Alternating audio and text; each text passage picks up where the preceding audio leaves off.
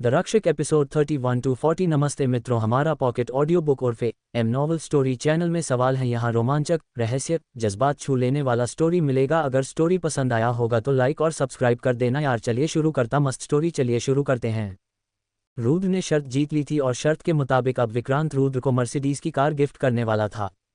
विक्रांत ने रुद्र को उस गाड़ी की चाबी हाथ में पकड़ते हुए कहा, ये रही चाबी, अब से ये कार तुम्हारी हुई। जब रुद्र के हाथों में चाबी आई तो रुद्र ने एक नज़र उस चाबी पर डाली। उसने उस चाबी को कुछ देर देखा और फिर विक्रांत से कहा, इसका मैं क्या करूं? मैं कार लेकर क्या करूंगा? ना मेरे पास रखने की जगह है और ना ही मेरे पास गाड़ी चलाने जितना टाइम है। घर ले जाऊंगा तो मेरी माँ इस कार को कभी रखने नहीं देगी, इसलिए एक काम करो, ये कार तुम अपने पास ही रहने दो। और इतना कहकर रुद्र ने उस कार की चाबी को वापस तान्या को ही दे दी और उस कहा, चलो अब मुझे वापस मेरे हॉस्टल के पास छोड़ दो। जब तान्या ने सुना कि रुद्र ने उसे उसके हॉस्टल तक छोड़ने के लिए कहा तो उसने कहा, ठीक है रुद्र, मैं तुम्हें हॉस्टल तक छोड़ दूंगी। और फिर तीनों कार के पास पहुंचते हैं।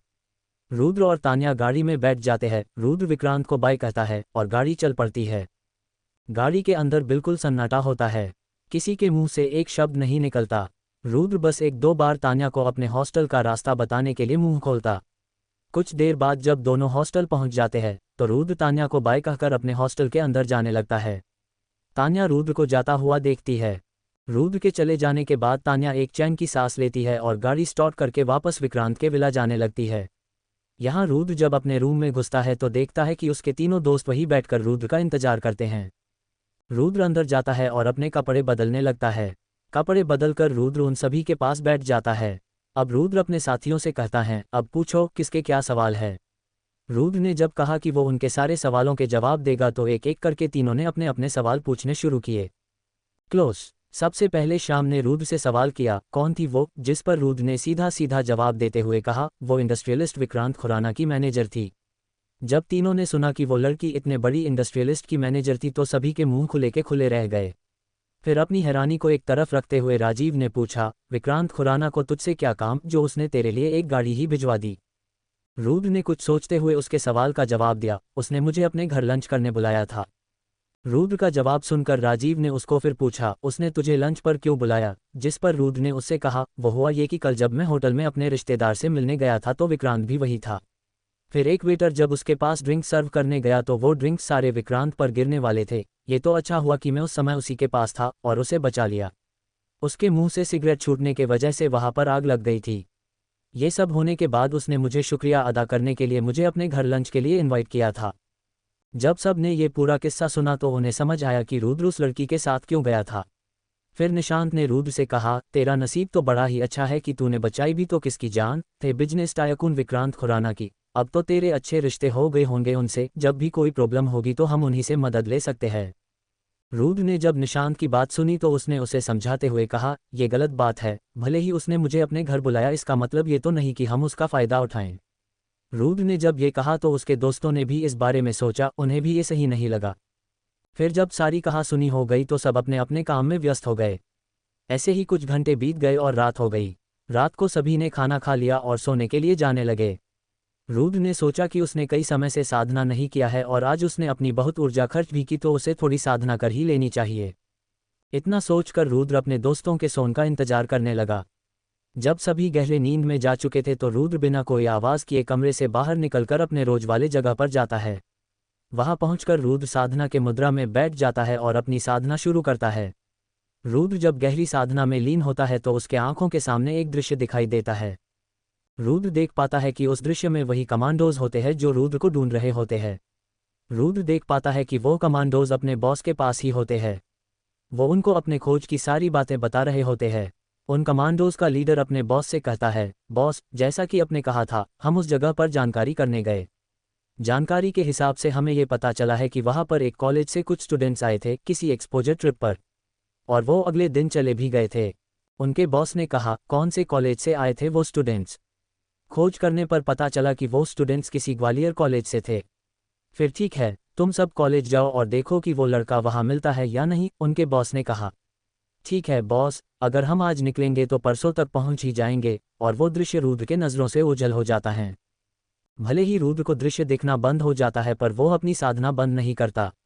ऐसे ही रुद्र कुछ 2 घंटों तक साधना करता है और अपनी आंखें खोलता है। अब रुद्र को अपने बदन में थोड़ी फुर्ती महसूस होती है और वो उस दृश्य के बारे में सोचते हुए कमरे की ओर चलना शुरू करता है। रुद्र ये सोचता है, वो लोग अब मेरे कॉलेज तक पहुंचने वाले हैं और उसके बाद उन्हें मुझ तक पहुंचने में ज़्यादा देर नहीं लगेगी। इतना सोचता हुआ रुद्र अपने रूम तक पहुंच जाता है। बेड पर लेटकर रुद्र ये सोचता है कि अब मुझे उनसे बचने के लिए तैयारियां शुरू करनी होगी। इतना सोचकर रुद्र सो जाता है। रुद्र सुबह उठकर रोज की तरह तैयार हो जाता है और नाश्ता करके वापस रूम आकर उन लोगों से बचने का तरीका सोचने लगता है। रुद्र सोचता है, अगर वो लोग कॉलेज पहुंच भी गए तो भी वो लोग मुझे तब तक खोज नहीं पाएंगे जब तक मैं उन्हें देख ना जाऊं। तो मुझे उनसे छुप कर रहना होगा। अब मुझे उनकी जानकारी निकलने का तरीका भी सोचना होगा। जब वो लोग मेरे खोज में होंगे तो मुझे उनके पास से किसी भी तरह से उनके बॉस की जानकारी हासिल करनी होगी, जिससे मैं उनसे और अच्छी तरह से डील कर पाऊंगा। इतना सोचने के बाद रुद्र को अब लगा कि उसने कुछ तैयारी की है जिससे वो उनको संभाल सकेगा। तभी रुद्र के दोस्त कमरे में आते हैं और उससे आज की शाम की प्लानिंग के बारे में पूछने लगे। रुद्र को याद आता है कि आज तो वह क्लब में पार्टी करने जाने वाले थे।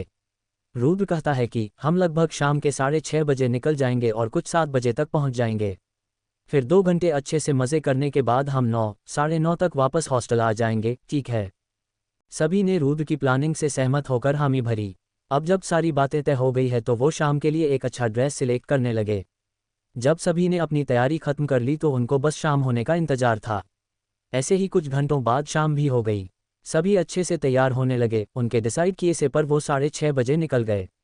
उन्होंने द हैंगआउट क्लब नाम के क्लब में जाने का सोचा, जो उनके कॉलेज से बस 3 किलोमीटर दूर था।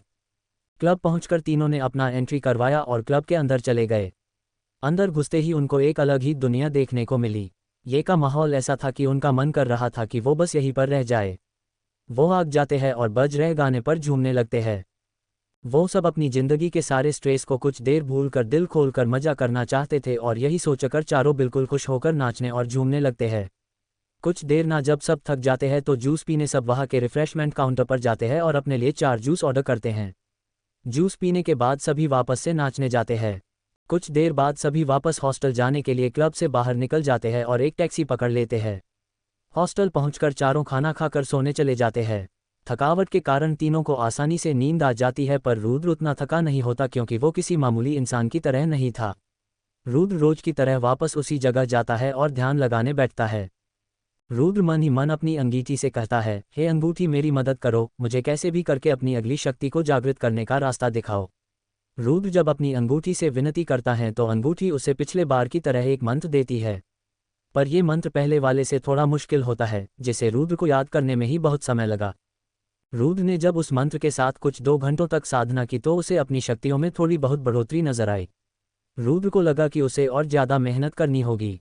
इतने धीरे अगर वो चलत रहा तो उसे अपनी शक्ति को जागृत करने में बहुत समय लगने वाला है। इतना सोचकर रुद्र अपने रूम में जाकर सो जाता है। सुबह थोड़ा जल्दी उठकर रुद्र अपने दोस्तों को भी उठा देता है और सभी को जल्दी तैयार होने को कहता है। सभी को रुद्र की हड़बड़ी थोड़ी अजीब लगती है, पर उन्हें कॉलेज तो जाना ही था, तो वो बिना कुछ कहे नहाने चले जाते हैं।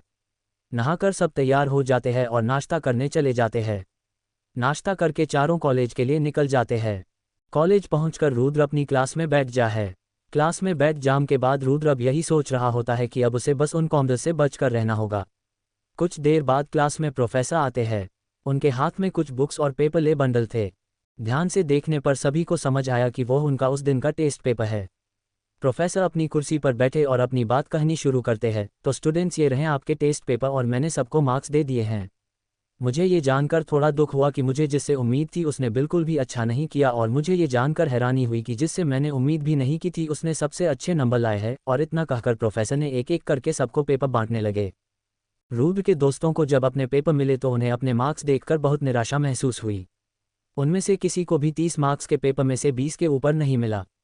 जब रुद्र की बारी आई तो रुद्र ने जाकर अपना पेपर ले लिया। उसने अपने मार्क्स आते हुए ही देख लिया था, पर उसने ऐसा दिखाया कि उसे कुछ अच्छे मार्क्स नहीं मिले। उसके दोस्तों ने उससे पूछा तो उसने कह दिया कि उसे बताने का बिल्कुल भी मन नहीं है। जब सभी को अपने टेस्ट पेपर मिल गए तो प्रोफेसर ने कहना शुरू किया, हमारे क्लास में सबसे कम नंबर जो आए हैं वो है 10, और जिसे ये नंबर मिला है वो प्लीज़ अपना हाथ उठाए। जब प्रोफेसर ने उस स्टूडेंट को अपना हाथ उठाने को कहा तो पूरा क्लास अपने चारों तरफ मुड़कर देखने लगे। तभी निशांत अपना हाथ उठाता है। निशांत को अपना हाथ उठता देख सभी को उस पर हंसी आने लगी। जब सभी को पता चल गया था कि निशांत के सबसे कम नंबर आए थे तो अब सभी को ये जानना था कि सबसे ज़्यादा नंबर किसके आए हैं। आखिर कौन है इस टेस्ट का टॉपर? क्या होगा जब रुद्र के कॉलेज पहुंचेंगे वो कमांडर्स? क्या रुद्र उन्हें चकमा देने में कामयाब हो पाएगा? जानने के लिए पढ़ते रहिए। आज क्लास में सभी को उनके टेस्ट पेपर मिले और किस भी स्टूडेंट का टेस्ट उतना अच्छा नहीं गया था। जब सभी को पता चल चुका था कि निशांत के सबसे कम नंबर आए हैं तो अब सभी को ये जानना था कि क्लास में सबसे हाईएस्ट किसे मिला था। जब सब इसी सोच में थे तो प्रोफेसर ने सभी को सांस ज़्यादा नंबर लाने वाले स्टूडेंट का नाम तक बताना जा रहे थे। अब सबसे ज़्यादा नंबर जिसे मिले हैं उसका नाम जानकर मैं खुद हैरान हूँ। मैंने कभी सोचा नहीं था कि हमारे क्लास में एक छुपा रुस्तम भी है। खैर अब जो भी हुआ हो, अब जिसने पढ़ा है उसे मार्क्स मिले हैं। सबसे ज़्यादा मार्क्स आए हैं पूरे 30 में 30। जैसे ही सभी ने सुना कि सबसे ज़्यादा नंबर जिसे आए हैं उसे पूरे के पूरे 30 नंबर मिले हैं तो उन सभी को विश्वास ही नहीं हुआ। इस क्लास में सबसे ज़्यादा नंबर सिर्फ एक ही लड़की को आते थे जिसका नाम अनन्या था। पर जब प्रोफेसर ने कहा कि जिससे उम्मीद थी उसके भी अच्छे नंबर नहीं आए थे तो सभी को समझ आ गया था कि इस बार अनन्या के सबसे ज़्यादा नंबर नहीं आए थे। प्रोफेसर ने अब ज़्यादा समय बर्बाद न करते हुए उस स्टूडेंट का नाम घोषित करने जा रहे थे। इधर अनन्या को भी जानना था कि उसके क्लास में उसको ही टक्कर देने वाला कौन है। प्रोफेसर ने उस स्टूडेंट का नाम लेते हुए कहा, वो स्टूडेंट जिसके फुल मार्क्स आए हैं उसका नाम है रुद्र सिन्हा। जैसे ही रुद्र नाम पूरे क्लास में गूंजा तो सभी के चेहरों पर हैरानी के भाव छा गए। किसी को भी नहीं लगा था कि रुद्र जैसा एवरेज स्टूडेंट कभी फुल मार्क्स को कर सकता है। अनन्या को भी विश्वास नहीं हुआ कि रुद्र को फुल मार्क्स मिले थे। प्रोफेसर ने रुद्र की तारीफ में कहा, रुद्र के आंसर्स पढ़कर ही मुझे समझ आ रहा था कि उसको टॉपिक्स के कॉन्सेप्ट पूरे क्लियर है। इस बार के टेस्ट में शायद कोई तैयार नहीं था इसलिए सबके बहुत कम मार्क्स आए हैं, पर अब से सभी बिल्कुल तैयार रहेंगे। मैं कभी भी फिर से सारे चैप्टर का टेस्ट ले सकता हूँ।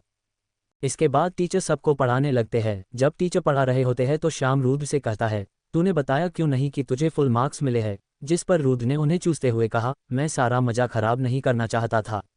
मुझे देखना था कि जब सर मेरा मार्क्स सभी को बताते हैं तो तुम तीनों का रिएक्शन कैसा होगा। फिर राजीव ने रुद्र से पूछा, वैसे रुद्र तूने पढ़ाई कब की को तेरे इतने मार्क्स आ गए? हम सब तो साथ में पढ़ते थे ना। हमने जितनी पढ़ाई की था तूने भी उतनी ही की, तो तेरे इतने नंबर कैसे आ गए? रुद्र ने राजीव के सवाल का जवाब देते हुए कहा, कितना पढ़ा वो मायने नहीं रखता, मायने रखता है कि हमने जो पढ़ा वो हमें समझ आया या नहीं। जब सब ने रुद्र की बात सुनी तो उन्हें समझ आता है कि अब उन्हें और अच्छे से पढ़ाई करनी होगी वरना वो लोग तो रुद्र से बहुत पीछे रह जाएंगे। फिर सभी अपना ध्यान बोर्ड पर लगाते हैं। रुद्र सारे समय चौकन्ना होकर बैठा था।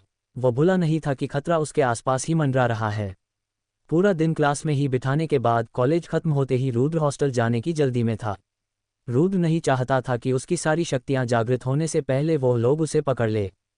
जब रुद्र ने देखा कि उसके दोस्तों का कम मार्क्स मिलने के वजह से मूड खराब था तो उसने सोचा कि उन्हें हॉस्टल आराम से ही आने दे। पर उसे तो कॉलेज से दूर जाना ही पड़ेगा तो रुद्र ने सोचा कि अपने दोस्तों से कुछ बहाना बनाकर वो कहीं सुरक्षित जगह पर चला जाएगा, क्योंकि जो लोग कॉलेज तक पहुंच सकते हैं वो लोग हॉस्टल तक भी पहुंच सकते हैं। तो इसीलिए रुद्र ने अपने दोस्तों से किसी काम का बहाना बनाकर अपने खुफिया अड्डे पर जाने लगा। वैसे तो रुद्र वहां पर एक साइकिल पर जाता था पर आज वो बिना साइकिल के ही जाने वाला था।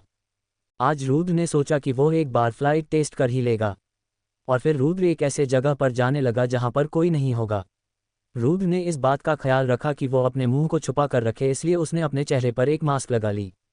जब रुद्र एक ऐसे जगह पर पहुंचा जहां पर कोई नहीं था तो रुद्र ने तुरंत अपने दोनों हाथों का इस्तेमाल करते हुए खुद को हवा की मदद से ऊपर उठाने लगा। रुद्र अपनी शक्तियों के माध्यम से हवा को जिस और चाहे उस और मोड़ सकता था, इसलिए रुद्र को हवा में जाने में ज़्यादा तकलीफ नहीं हुई। रुद्र जब एक सही ऊंचाई तक पहुंच चुका था तो उसने हवा का रुख उस जंगल की ओर किया और उस तरफ उड़ चला। रुद्र के लिए ऐसे उड़ना पहली बार था, पर उसने हवा को अच्छी तरह से ही काबू किया। रुद्र की रफ्तार भी बहुत तेज थी जिस वजह से उसे कोई देख भी नहीं सकता। जब रुद्र उस जंगल के आसपास वाले इलाके में पहुंच गया तो उसने सोचा कि आज वो उस झील को एक बार देख ही ले। रुद्र जब इस झील के ऊपर पहुंच गया तो उसने वहां पहले उतरने के लिए एक अच्छी जगह खोजी और फिर धीरे धीरे हवा से नीचे उतरने लगा। नीचे आकर देखने तक रुद्र को पता ही नहीं था कि वो झील कितना बड़ा और साफ था। वो झील इतना स्वच्छ था कि रुद्र साफ साफ उस पानी के नीचे की सतह को भी देख पा रहा था। रुद्र ने इस पानी से अपना मुंह हाथ धोया और थोड़ा सा पानी भी पिया। जब रुद्र कुछ देर तक उस झील के पास ही था तो उसके दिमाग में एक ख्याल आया। उसका ख्याल ये था कि वो सिर्फ अपने साधना के बलबूते पर अपनी शक्तियों को जल्दी जागृत नहीं कर पाएगा, इसलिए उसे कुछ दिव्य वस्तुओं की भी जरूरत होगी जिससे उसकी शक्तियों में सुधार हो। और इस झील को देखने के बाद रुद्र को एक विचार आया, और वो विचार ये था कि क्यों न वो इस झील को एक दिव्य झील में बदल दे, जिसके बाद इसमें कई सारी दिव्य शक्तियां होंगी जिस रुद्र को अपनी साधना में मदद मिलेगी। अब रुद्र ने ये ठान लिया कि वो ये काम करके ही रहेगा, और फिर रुद्र अपनी आंखें बंद करता है और अपनी सारी ऊर्जा को उस झील में संचालित करने लगता है। रुद्र ने जब इस झील को एक दिव्य झील में बदलने का सोचा तो तभी उसके दिमाग में कुछ मंत्र आने लगे। रुद्र समझ गया था कि ये मंत्र हो न हो झील को एक दिव्य झील में बदल के ही होंगे, और रुद्र उस मंत्र का उच्चारण करने लगा। जैसे जैसे रुद्र की ऊर्जा उस झील में जा रही थी वैसे वैसे उस झील के पानी में बदलाव आने शुरू हो गए। अब उस पानी से धुआं उठने लगा था। ऐसे ही कुछ देर तक ऊर्जा को संचालित करने के बाद जब प्रक्रिया समाप्त हुई तो रुद्र के अपने आंखें खोली और जो उसने अपने सामने देखा उसे देखकर उसके होठों पर एक जीत की मुस्कान छा गई। उसने खुश होते हुए खुद से कहा, अब ये मामूली सा झील नहीं रहा, बल्कि ये अब ब्रह्मांड की सारी ऊर्जाओं से निपुण एक दिव्य झील बन चुका है। अब रुद्र ने फटाफट अपने कपड़े उतारे और उस झील के अंदर चला गया। भले ही झील बाहर से उतना गहरा नहीं लगा रहा था, पर झील के अंदर जाने पर पता लगा कि उस झील की गहराई इतनी थी कि कोई भी आराम से उसके अंदर बैठ सकता था। रुद्र भी उस झील के अंदर गया और साधना की मुद्रा में बैठ गया। उस अंगूठी के दिखाते हुए मंत्रों का उच्चारण करते हुए अपनी साधना शुरू की। जब रुद्र ने पिछली रात को इस मंत्र से साधना की तो उसे 2 घंटों में उसकी शक्तियों में बस थोड़ी सी ही सुधार आई थी। पर जब रुद्र अभी इस झील में रहकर साधना शुरू की तो रुद्र को थोड़ी देर में ही अपनी शक्तियों के स्तर में एक उछाल नजर आया। उसने और अच्छे से अपने साधना में ध्यान दिया और फिर कुछ ही देर में रुद्र की तीसरी शक्ति जागृत हो गई। रुद्र के शरीर के चारों तरफ नीले रंग की बिजलियां की तरंगें दिखाई देने लगी। थोड़े ही देर में रुद्र का पूरा शरीर नीले रंग की बिजलियां से चमक उठा। अब रुद्र के शरीर के अंदर भी नीली रंग की रोशनी चमकने लगी और रुद्र पूरी तरह से उस आंखों को चौंधियाने वाली रोशनी से घिर गया। कुछ देर तक ये सिलसिला चलता रहा और फिर रुद्र ने अपनी आंखें खोली और एक जोरदार छलांग के साथ वो पानी से बाहर निकला। रुद्र जैसे ही जमीन पर आता है तो रुद्र की ऊर्जा के कारण वहां पूरा धूल उड़ने लगता है। अब रुद्र के आंखों में बिजलियां की चमक होती है। रुद्र अपनी नई शक्ति को जांचने के लिए तैयार होता है और दौड़ पड़ता है। रुद्र देख पाता है कि उसकी रफ्तार बिजलियों जितनी तेज हो गई थी। वो पलक झपकते ही एक जगह से दूसरी जगह पहुंच जा सकता था। रुद्र अब वापस झील के पास जाता है और अपने कपड़े पहन लेता है। कपड़े पहनकर रुद्र उस जंगल में घूमने लगता है। उसकी तेज रफ्तार के कारण उसे पूरे जंगल को घूमने में ज़्यादा देर नहीं लगती। कुछ ही देर में रुद्र पूरा जंगल घूम लेता है और वापस उस झील के पास आ जाता है। अब रुद्र के दिमाग में एक बात आती है। वो बात ये थी कि अगर ये झील किसी को मिल गई तो फिर रुद्र के लिए ये कोई प्रॉब्लम खड़ी कर सकती थी। इसलिए रुद्र ने सोचा कि वो इस झील को आम लोगों की नज़रों से छिपा देगा। और फिर रुद्र अपनी आंखें बंद करता है और अपने हाथों को हवा में घुमाने लगता है। असल में रुद्र एक ऐसे ऊर्जा चक्र का निर्माण कर रहा था जिससे कि वो झील सिर्फ रुद्र को ही दिखाई दे। जब रुद्र ने एक ताकतवर ऊर्जा चक्र का निर्माण कर दिया जिसे कोई देख नहीं पाएगा सिवाय रुद्र के, तो रुद्र अब निसंकोच होकर वहां से जाने लगता है। रुद्र उस जंगल से वापस हॉस्टल उड़कर ही जान वाला था, क्योंकि अगर वो जमीन से जाता तो शायद वो लोग रुद्र को देख ले, इसलिए रुद्र ने सावधानी बरतते हुए उड़कर जाने लगता है। रुद्र अपने हॉस्टल के पास पहुंचता है तो ऊपर से ही अपने हॉस्टल के आस के पास के जगहों पर देखता है। अच्छे से खोजने पर रुद्र को जो दिखा उसे देखकर रुद्र की आंखें छोटी हो गई। रुद्र देख पा रहा था कि वो सारे लोग ऐसे ऐसे जगहों पर छुपे हुए थे जहां से उन्हें कोई नहीं देख पाएगा, पर वो जरूर सभी को देख पा रहे थे। अगर रुद्र जमीन के रास्ते से होकर जाता तो पक्का पकड़ा जाता। रुद्र मन ही मन खुश हो रहा था कि उसने अक्लमंदी दिखाई और उड़कर आने का निर्णय लिया। अब रुद्र ये सोच रहा था कि वो हॉस्टल के अंदर कैसे जाए, तभी वो देखता है कि जिस जिस जगह पर वो कमांडोज नजरें गड़ाए बैठे वहां से उनकी नज़र हॉस्टल की छत पर नहीं पड़ रही थी। तो रुद्र ने सोचा कि वो उड़ते हुए छत पर जाएगा और वहां से सीढ़ियों से उतरकर सीधे अपने रूम के अंदर चला जाएगा, जिसके बाद वो उन लोगों की नज़रों से बचकर आराम से हॉस्टल के अंदर रहेगा। जैसा कि रुद्र ने प्लान किया उसने ठीक वैसा ही किया और उसके प्लान के मुताबिक वो बिना किसी के नज़र में पड़े छत तक पहुंच गया और फिर छत से सीढ़ियों के मदद से नीचे उतरकर अपने रूम के अंदर चला जाता है। अंदर आने के बाद रुद्र देखता है कि उसके सारे दोस्त सो रहे होते हैं। तो रुद्र भी अपने कपड़े बदलकर थोड़ी देर लेट जाता है और कब उसकी आंख लग जाती है उसे पता नहीं, पर जब उसकी आंखें खुलती है तो तब तक शाम के 6:30 बज रहे थे। रुद्र देख पाता है कि उसके तीनों दोस्त पढ़ाई कर रहे होते हैं। रुद्र उठता है और नीचे कुछ स्नैक्स खाने जाता है। दोपहर को खाना नहीं खाने के वजह से रुद्र को भूख लग रही होती है। स्नैक्स खाने के बाद रुद्र वापस अपने कमरे की तरफ जाने लगता है। जब रुद्र अपने कमरे तक पहुंचता है तो वो सोचता है कि एक बार वो देखकर आए कि वो कमांडोज अभी भी हॉस्टल के बाहर है या नहीं। रुद्र जल्दी से छत पर जाता है और छुपकर नीचे देखने लगता है। जब रुद्र उनके पहले छुपे हुए जगह पर देखता है तो उसे वहां कोई दिखाई नहीं देता। अभी अंधेरा भी हो चुका था जिस वजह से रुद्र को उतने अच्छे से कुछ दिखाई नहीं दे रहा था। जब बहुत देर खोजने पर रुद्र को वहां कोई नहीं दिखा तो रुद्र ने सोचा कि वो लोग वहां से चले गए होंगे।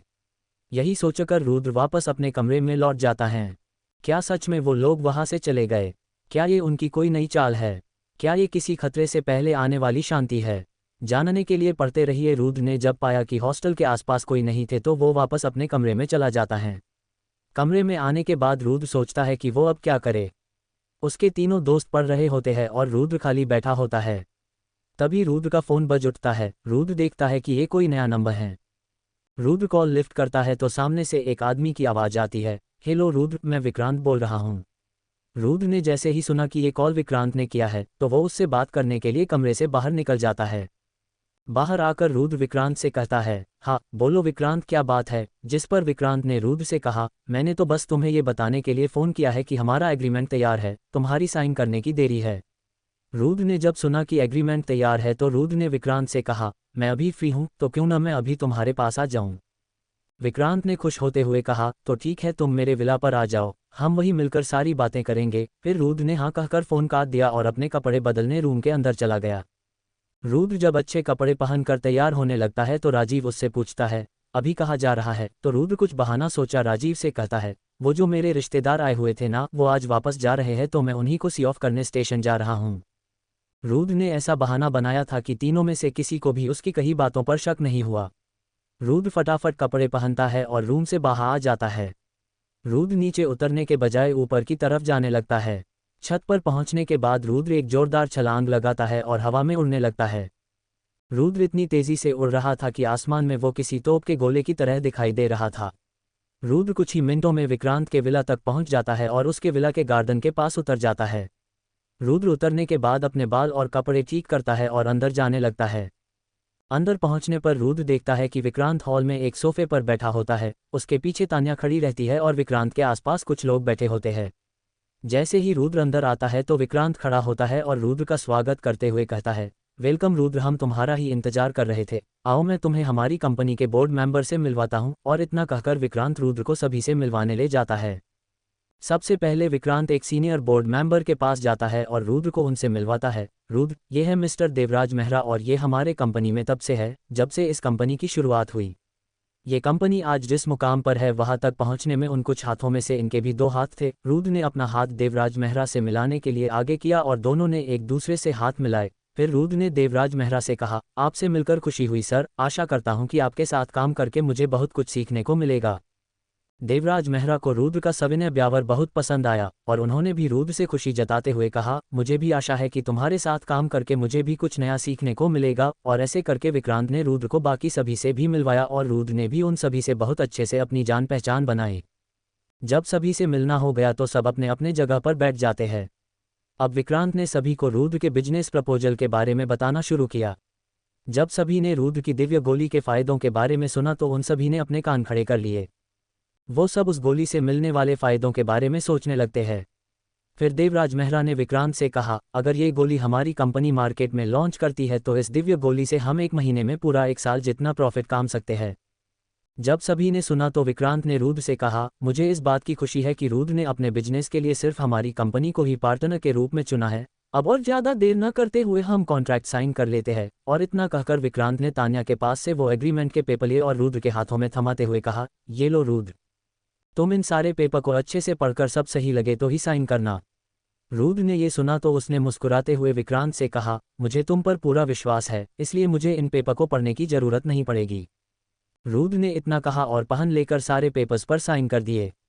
रुद्र और विक्रांत के कंपनी के बीच में कॉन्ट्रैक्ट साइन होने के बाद विक्रांत रुद्र को अपना बिजनेस प्लान बताना शुरू करता है। तो मेरा प्लान ये है कि सबसे पहले हम इस दिव्य गोली के प्रोडक्शन को बढ़ाएंगे। जब हमारे पास स्टॉक ज़्यादा होगा तो ही हम उसे ज़्यादा जगहों पर बेच पाएंगे। तो रुद्र, तुम्हें प्रोडक्शन का काम संभालना होगा क्योंकि दिव्य गोली बनाने का तरीका सिर्फ तुम्हें ही पता है। जिस पर रुद्र ने अपना सिर हाँ में हिलाया। फिर विक्रांत ने अपनी बात आगे बढ़ते हुए कहा, हमारे पास अभी इतने दिव्य गोलियां हैं कि जिससे हम उन्हें लाइसेंस दिलवाने के लिए मेडिकल काउंसिल को भेज सकते हैं, जिससे हमारा प्रोडक्शन खत्म होने तक हमारे पास उसे मार्केट में लॉन्च करने का लाइसेंस भी आ जाएगा। सभी ने विक्रांत की बात पर हामी भरी। उसके बाद विक्रांत ने अपने प्लान का अगला पार्ट सुनाया। पहले 2 काम हो जाने के बाद हम आखिर में पैकेजिंग और एडवर्टाइजमेंट पर ध्यान देंगे। जब सभी ने विक्रांत का प्लान सुना तो उन्हें इस प्लान में कोई कमी नजर नहीं आई। जब प्लान हो चुका था कि उन्हें किस हिसाब से सभी कुछ करते जाना है तो रुद्र ने विक्रांत से कहा, अब सबसे पहला काम जो हम करेंगे वो है कच्चा माल मंगवाना। एक बार हमारे बस सबसे बेस्ट क्वालिटी के औषधियाँ होंगे तो जो दवाई बनेगी वो भी बहुत अच्छा होगा। रुद्र की बात सुनकर विक्रांत ने रुद्र से कहा, तुम उसकी चिंता मत करो, मैं तुम्हारे काम के लिए एक अच्छी सी टीम को काम पर लगाऊंगा जो इन सब कामों को अच्छे से संभाल लेंगे। जब रुद्र ने सुना कि ये सब काम देखने के लिए रुद्र को एक टीम दी जाएगी तो रुद्र ने सोचा कि उसका काम थोड़ा सा तो कम हुआ। अब सभी एक साथ डिनर करने जाते हैं और इस बार तान्या भी सभी के साथ बैठकर खाना खा रही थी। रुद्र ने जब देखा कि तान्या चुपचाप बैठकर खाना खा रही थी तो रुद्र को पिछले दिन की वो बात याद आ जाती है जिसमें उसने तान्या को ऊपर हवा में लटका दिया था। फिर रुद्र वापस अपने खाने पर ध्यान देता है और आराम से खाने लगता है। जब सबका खाना हो जाता है तो सभी वापस अपने अपने घर जाने लगते हैं। सभी बोर्ड मेंबर्स विक्रांत और रुद्र को अलविदा कहकर जाने लगते हैं। जब सब जा चुके थे तो रुद्र भी विक्रांत से कह देता है, तो अब मैं भी चलता हूँ और हाँ, जब रॉ मटेरियल आ जाए तो मुझे फ़ोन करके बताना, मैं आ जाऊँगा, ठीक है। विक्रांत ने रुद्र की बात मानते हुए कहा, अच्छा बाबा, याद रखूंगा। अब बताओ तुम कैसे जाओगे? तुम कहो तो मैं तुम्हें तुम्हारे हॉस्टल तक छोड़ दूँ। जिस पर रुद्र ने साफ इनकार करते हुए कहा, कोई ज़रूरत नहीं है, मैं खुद चला जाऊंगा। तो ठीक, जाइए, चलता हूँ, बाय तान्या, बाय विक्रांत। इतना कहकर रुद्र विला के बाहर आ जाता है और गार्डन तक पहुंचकर रुक जाता है। अपने कदमों को जमीन पर अच्छे से धंसाता है और एक जोरदार छलांग लगाकर हवा में उछल जाता है। रुद्र तेजी से उड़ता हुआ अपने हॉस्टल की ओर जाने लगता है। कुछ ही मिनटों में रुद्र हॉस्टल के पास पहुंच जाता है, पर जैसे ही वो छत पर उतरने के लिए उस ओर जाता है तो उसे हॉस्टल की बिल्डिंग पर कुछ हलचल होता हुआ नजर आता है। रुद्र तुरंत रुक जाता है और ध्यान से देखने लगता है कि वहाँ हो क्या रहा है। जब रुद्र ने थोड़ी देर तक उनकी हरकतों को गौर से देखा तो उसे समझ आ गया कि वो लोग कौन थे और क्या करने की कोशिश कर रहे हैं। असल में वो लोग कोई और नहीं बल्कि वही कमांडोज है जो अचानक से शाम को गायब हो गए थे। वो सभी चोरी छुपे बिल्डिंग के ऊपर चढ़कर सभी के कमरिया तक झांक करके उसे ढूंढने की कोशिश कर रहे थे। रुद्र ने सोचा कि अगर ये लोग ऐसे ही करते रहे तो वो हॉस्टल के अंदर भी सुरक्षित नहीं है। रुद्र ने सोचा कि इन लोगों को थोड़ा मजा चखाया जाए और अपने हाथों को हवा में उठाकर आसमान में काले बादलों को लाने लगा।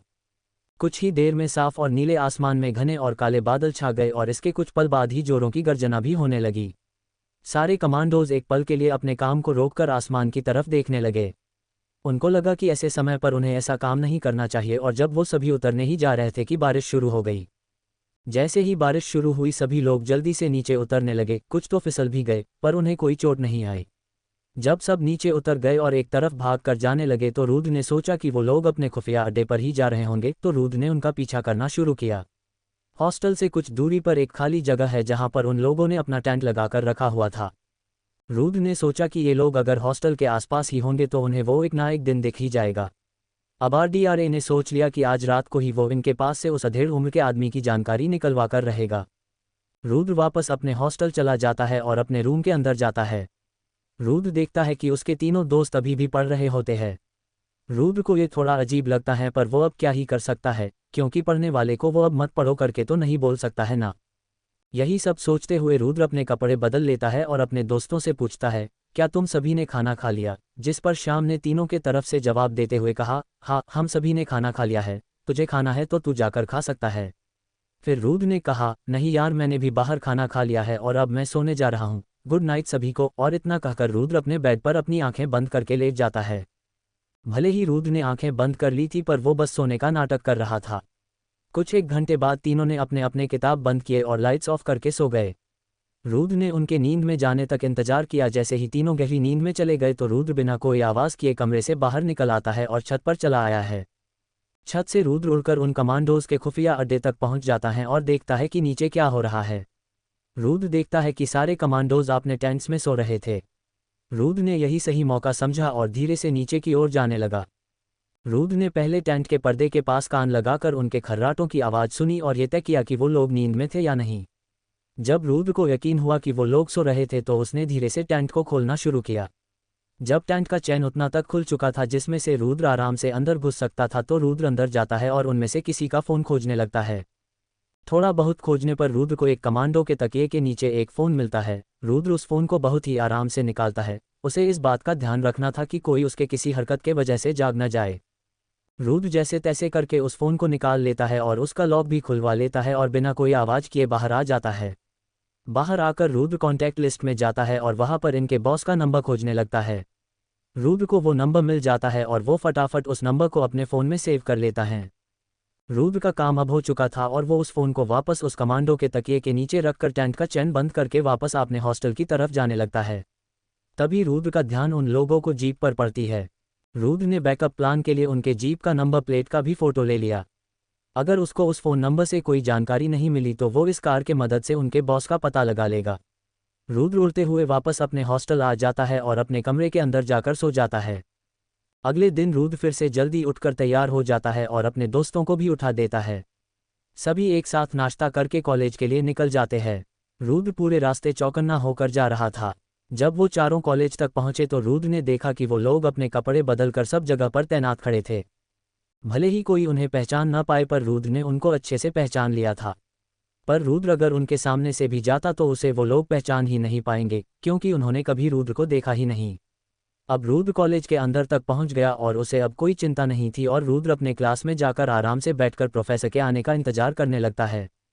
वहां बाहर धूप में वो सारे कमांडोज बिना किसी सबूत के रुद्र को तलाश में लगे हुए थे। तभी उनका लीडर सभी से कहता है, ऐसे बाहर खड़े रहने से हमें वो लड़का नहीं मिलने वाला। हमें कुछ भी करके इस कॉलेज के अंदर जाना होगा और उस लड़के को खोजना होगा। अगर वो लड़का सच में जिंदा होगा तो उसकी मैं ऐसी हालत करूंगा कि वो सारा सच उगल देगा। यहाँ क्लास के अंदर रुद्र को अचानक से खांसी आने लगी। रुद्र ने अपनी छाती रगड़ते हुए खुद से कहा, शायद कोई अच्छे से कोस रहा है मुझे, और इतना कहकर रुद्र वापस चल रहे क्लास पर ध्यान लगाने लगता है। क्या होगा जब वो कमांडोज रुद्र के कॉलेज के अंदर आ जाएंगे? क्या वो रुद्र को पहचान पाएंगे? क्या रुद्र उनसे निपट पाएगा? जानने के लिए पढ़ते रहिए। रुद्र अपने क्लास में होता है और वो कमांडोज किसी भी तरह से उस कॉलेज के अंदर जाने का सोच रहे थे। उन्होंने सोचा कि वो सारे तो अंदर नहीं जा सकते थे, तो उनके लीडर ने अकेले जाकर रुद्र को ढूंढने का सोचा।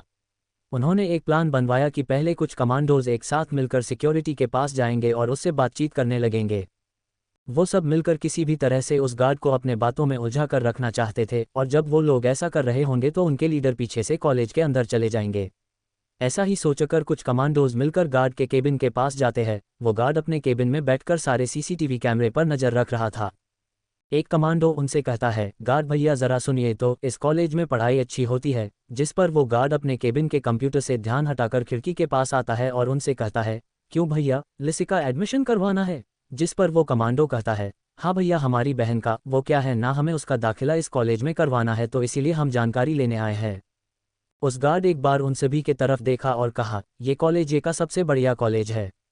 ये पर शहर के बड़े बड़े लोगों के बच्चे पढ़ने आते हैं, और ये से पास होकर डिग्री लेने से पहले ही सबके हाथों में नौकरियां भी होती है। इसी तरह से वो गार्ड कॉलेज के बारे में बताने में लगा हुआ था, और इसी बीच उन कमांडोज का लीडर कॉलेज के अंदर चला गया। जब उन्होंने देखा कि उनके लीडर अंदर जा चुके हैं तो उन्होंने भी उस गार्ड से बात करना बंद किया और कॉलेज के बाहर निकल आए। अब वो लीडर अंदर पहुंचकर ये सोचने लगता है कि उसे किस कॉलेज के अंदर जाकर खोजना चाहिए। वो अपने दिमाग में सारे बातों को याद करने लगता है। उस मंदिर के पास कुछ स्टूडेंट्स रिसर्च के लिए आए थे, और मंदिर जैसे पुराने जगह पर रिसर्च करने के लिए सिर्फ एक ही सब्जेक्ट के स्टूडेंट्स आ सकते हैं, और वो है हिस्ट्री। जैसे ही उस कमांडो के दिमाग में सब्जेक्ट का नाम आया, वो तुरंत डैशबोर्ड पर लिखे दिशा में जाने लगा। कुछ दूर चलने के बाद वो हिस्ट्री कॉलेज पहुंच गया, पर वो अब एक और दुविधा में पड़ गया। वो सोचने लगा कि उसे किस ईयर के क्लासरूम में जाना चाहिए। फिर वो सोचता है, दिखने में तो वो लड़का कुछ 20 साल का लग रहा था, तो अगर मेरा अनुमान सही है तो वो फर्स्ट या सेकंड ईयर का स्टूडेंट होना चाहिए। और फिर वो फर्स्ट ईयर के क्लासरूम की ओर जाने लगा। वो कॉरिडोर में मौजूद क्लासरूम की एक खिड़की से क्लास के अंदर झांक कर देखने लगता है। उसने सारे लड़कों को एक एक करके देखा, पर उसे कोई भी रुद्र के हाइट और बॉडी वाला नहीं मिला। उसके दिमाग में रुद्र की कुछ छवि है। उसके हिसाब से रुद्र एक पतला सा और कुछ 5 फुट 6 इंच की लंबाई वाला लड़का था, और उसे वहां पर वैसा कोई लड़का नहीं मिला। वो वहां से आगे बढ़कर सेकंड ईयर के क्लासरूम की तरफ जाने लगता है। वहां पर पहुंचकर वो कमांडो फिर से खिड़की से झांक कर देखने लगता है। ध्यान से देखने पर उसे इस क्लास के अंदर भी कोई दिखाई नहीं देता। वो कुछ देर और खोजता है, पर तब भी उसे कोई नहीं मिलता। तभी उसके पीछे से एक आवाज आती है, कौन है सर आप, और आप ऐसे खिड़की से झांक झांक कर क्यों देख रहे हैं? जब वो कमांडो पीछे मुड़ता है तो देखता है कि एक लड़का जो कि 5 फुट 8 इंच लंबा था और उसका शरीर भी बहुत गठीला था, उसके पीछे खड़ा रहता है। असल में वो लड़का रुद्र ही था। उस कमांडो के आने से पहले रुद्र वॉशरूम जाने के लिए बाहर आया हुआ था, और जब वो वापस क्लासरूम के तरफ आ रहा था तो उसने इस कमांडो को क्लास में झांकते हुए देख लिया। वो कमांडो हड़बड़ाते हुए कहता है, वो मैं यहाँ पर अपने एक पहचान के लड़के को खोज रहा था, पर वो मिल नहीं रहा। जिस पर रुद्र ने उससे पूछा, अच्छा तो आप किसी को ढूंढ रहे हैं, तो एक काम करते हैं, आप उसकी कोई जानकारी बताइए, मैं आपकी जितनी हो सकेगी उतनी मदद करूंगा। इस कमांडो ने सोचा, अगर इसे उस लड़के के बारे में पता होगा तो हो सकता है कि ये मुझे इस तक लेकर भी जाए। और फिर उस कमांडो ने रुद्र को उस लड़के के बारे में बताना शुरू करता है जिसे वो ढूंढ रहा है। वो लड़का हाइट में तुमसे थोड़ा छोटा है और बहुत पतला भी है। कुछ दिनों पहले उसका पूरा क्लास एक मंदिर के ट्रिप पर भी गया था। उसके बाद से उसने अपने घरवालों को फ़ोन भी नहीं किया, तो इसलिए उसके घरवालों ने मुझे ज़रा देखकर बताने के लिए कहा। जब रुद्र ने उस कमांडो की बात सुनी तो उसने ऐसा चेहरा बनाया कि उसे उस कमांडो की बातों से कुछ याद आ रहा हो, और फिर उस कमांडो से कहा, देखिए सर, आपने जो बातें बताई है उसे सुनकर मुझे शायद समझ आ गया है कि आप किसे खोज रहे हैं। जैसे ही उस कमांडो ने ये सुना तो उसने तुरंत पूछा, क्या तुम जानते हो उसके बारे में? जल्दी बताओ, कहाँ मिलेगा वो, बताओ। उस कमांडो को ऐसे आतुर होता देख रुद्र मन ही मन हंसता है। उसके बाद अपने चेहरे को थोड़ा दुखी बनाया और उस कमांडो से कहा, ये क्लास पिछले हफ्ते एक ट्रिप पर गया था और ट्रिप के दौरान वो लड़का भी सभी के बीच मौजूद था। पर जब ट्रिप खत्म हुई और सभी बस में चढ़ने लगे तो गिनती करने पर एक स्टूडेंट काम पाया गया। खोज करने पर पता चला कि एक लड़का मिसिंग था। सभी मिलकर उसे खोजने लगे, मंदिर के अंदर, बाहर, जंगल में, हर जगह, यहाँ तक कि झील में भी खोजे पर वो नहीं मिला और अभी तक उसकी खोज जारी है। जब उस कमांडो ने सुना कि वो लड़का अभी तक लापता है तो उसने अपने मन में सोच लिया कि शायद उस झील के मगरमच्छों ने उसे खा लिया होगा। पर उसने जल्दी से अपना चेहरा भी थोड़ा मायूस सा बनाया और रुद्र से कहा, बहुत बुरा हुआ उसके साथ। मैं उसके माता पिता को आराम से ये बात समझाऊंगा, वरना बेचारों का तो दिल ही टूट जाना है। अच्छा ठीक है, मैं अब चलता हूँ। और इतना कहकर वो कमांडो वहाँ से एक जीत की मुस्कान लेकर जाने लगा। वहीं पे खड़ा रुद्र भी उसको जाते देख मन ही मन खुशी मना रहा था। वो खुश इस बात से हो रहा था कि वो कमांडो रुद्र के इतने सामने होकर भी वो उसे पहचान नहीं पाया, और तो और रुद्र ने उसका पोपट भी बना दिया। अब रुद्र को उन लोगों की कुछ समय तक कोई चिंता नहीं रहेगी, और उतना समय रुद्र के लिए काफ़ी है अपनी सारी शक्तियों को जागृत करने के लिए। और फिर रुद्र अपने क्लास के अंदर घुसता है। रुद्र को उसके टीचर पूछते हैं, रुद्र तुम्हें आने में इतना देर क्यों लगा? जिस पर रुद्र ने अपने टीचर से कहा, सर वो बाहर कोई रास्ता भटक गया था तो मैं उसे सही रास्ता दिखाकर आ रहा हूँ, इसलिए मुझे आने में थोड़ी देर हो गई। फिर टीचर ने रुद्र को अपने सीट में बैठने को कहा और वापस अपना क्लास कंटिन्यू करने लगे। कॉलेज से बाहर निकलकर वो कमांडो अपने साथियों के पास पहुंच जाता है। उसको वापस आता देख उसके सभी साथी उसके पास से एक खुशखबरी की उम्मीद कर रहे थे। जब वो कमांडो अपने साथियों के पास पहुंच जाता है तो उसके साथी उससे एक एक करके सवाल पूछते हैं, क्या आपको उस लड़के के बारे में कुछ पता लगा? क्या आपने उसे देखा? क्या वो जिंदा है? ऐसे ही कई तरह के सवाल वो अपना लीडर से पूछते जा रहे थे। जब उनके लीडर को उनके सवालों पर गुस्सा आया तो उसने चिल्लाते हुए कहा, सब चुप हो जाओ, मेरी बात भी कोई सुनेगा? जब से आया हूँ तब से सब सवाल पूछते ही जा रहे हो, तुम लोग अपना मुंह बंद करोगे तब तो ना मैं कुछ बोलूँगा। जब उन्होंने देखा कि उनके लीडर को गुस्सा आ गया है तो उन्होंने एक भी शब्द न कहते हुए चुपचाप उनकी बात सुनी। जब सभी शांत हो गए तो उनके लीडर ने अपनी बात कहनी शुरू की, मैं जब अंदर गया तो मुझे वो लड़का कहीं नहीं मिला, पर मुझे एक लड़का मिला जिसने मुझे सच बताया। फिर से एक कमांडो ने अपने लीडर की बात को बीच में ही काटते हुए कहा, सुना तुम लोगों ने, बॉस को वो लड़का मिल गया, अब हम उस लड़के को नहीं छोड़ेंगे। और फिर सभी लोग एक साथ चिल्लाने लगे, हाँ सही बोला, हम नहीं छोड़ेंगे उस लड़के को। उनके लीडर को फिर गुस्सा आया और उसने फिर से चिल्ला हुए सभी को शांत होने को कहा, सब चुप हो जाओ, तुम सब फिर से मेरी बात नहीं सुन रहे हो, अगर फिर से किसी ने मेरी बात को बीच में काटा तो मैं उसे यहीं पर गोली मार दूंगा। इतना कहकर उस कमांडो ने अपने पीछे से एक पिस्तौल निकालकर सबको डराया। अब किसी में भी कुछ कहने की हिम्मत नहीं थी और सब बिना एक शब्द अपने मुंह से निकाले अपने लीडर की बात सुनने लगे। उनका लीडर वापस से अपनी बात कहना शुरू करता है, मैं जब अंदर गया तो मुझे वहाँ वो लड़का नहीं मिला जिसकी हम सबको तलाश थी, बल्कि एक और लड़का मिला जिसने मुझे बताया कि जब इस कॉलेज से कुछ स्टूडेंट्स ट्रिप पर गए तो उनमें से एक लड़का लापता है और अभी तक उसका कुछ आता पता नहीं है। इसका मतलब ये हुआ कि उस दिन जब वो लड़का मंदिर के ऊपर से झील में कूद गया था और हमने उस पर गोलियां चलाई तो वह लड़का वहीं मार गया और उस झील के मगरमच्छ ने उसे खा लिया होगा। जब सभी ने उनके लीडर की बात सुनी तो उन्हें भी खुशी हुई, पर फिर उनमें से एक ने अपने लीडर से सवाल किया, पर लीडर, इससे बॉस का क्या फ़ायदा हुआ? उन्हें तो मंदिर का राज भी नहीं पता चला। अपने साथी का सवाल सुन उनका लीडर जवाब में उससे कहता है, पर इससे बॉस का नुकसान भी तो नहीं हुआ ना? राज ना बॉस को पता है ना ही किसी और को।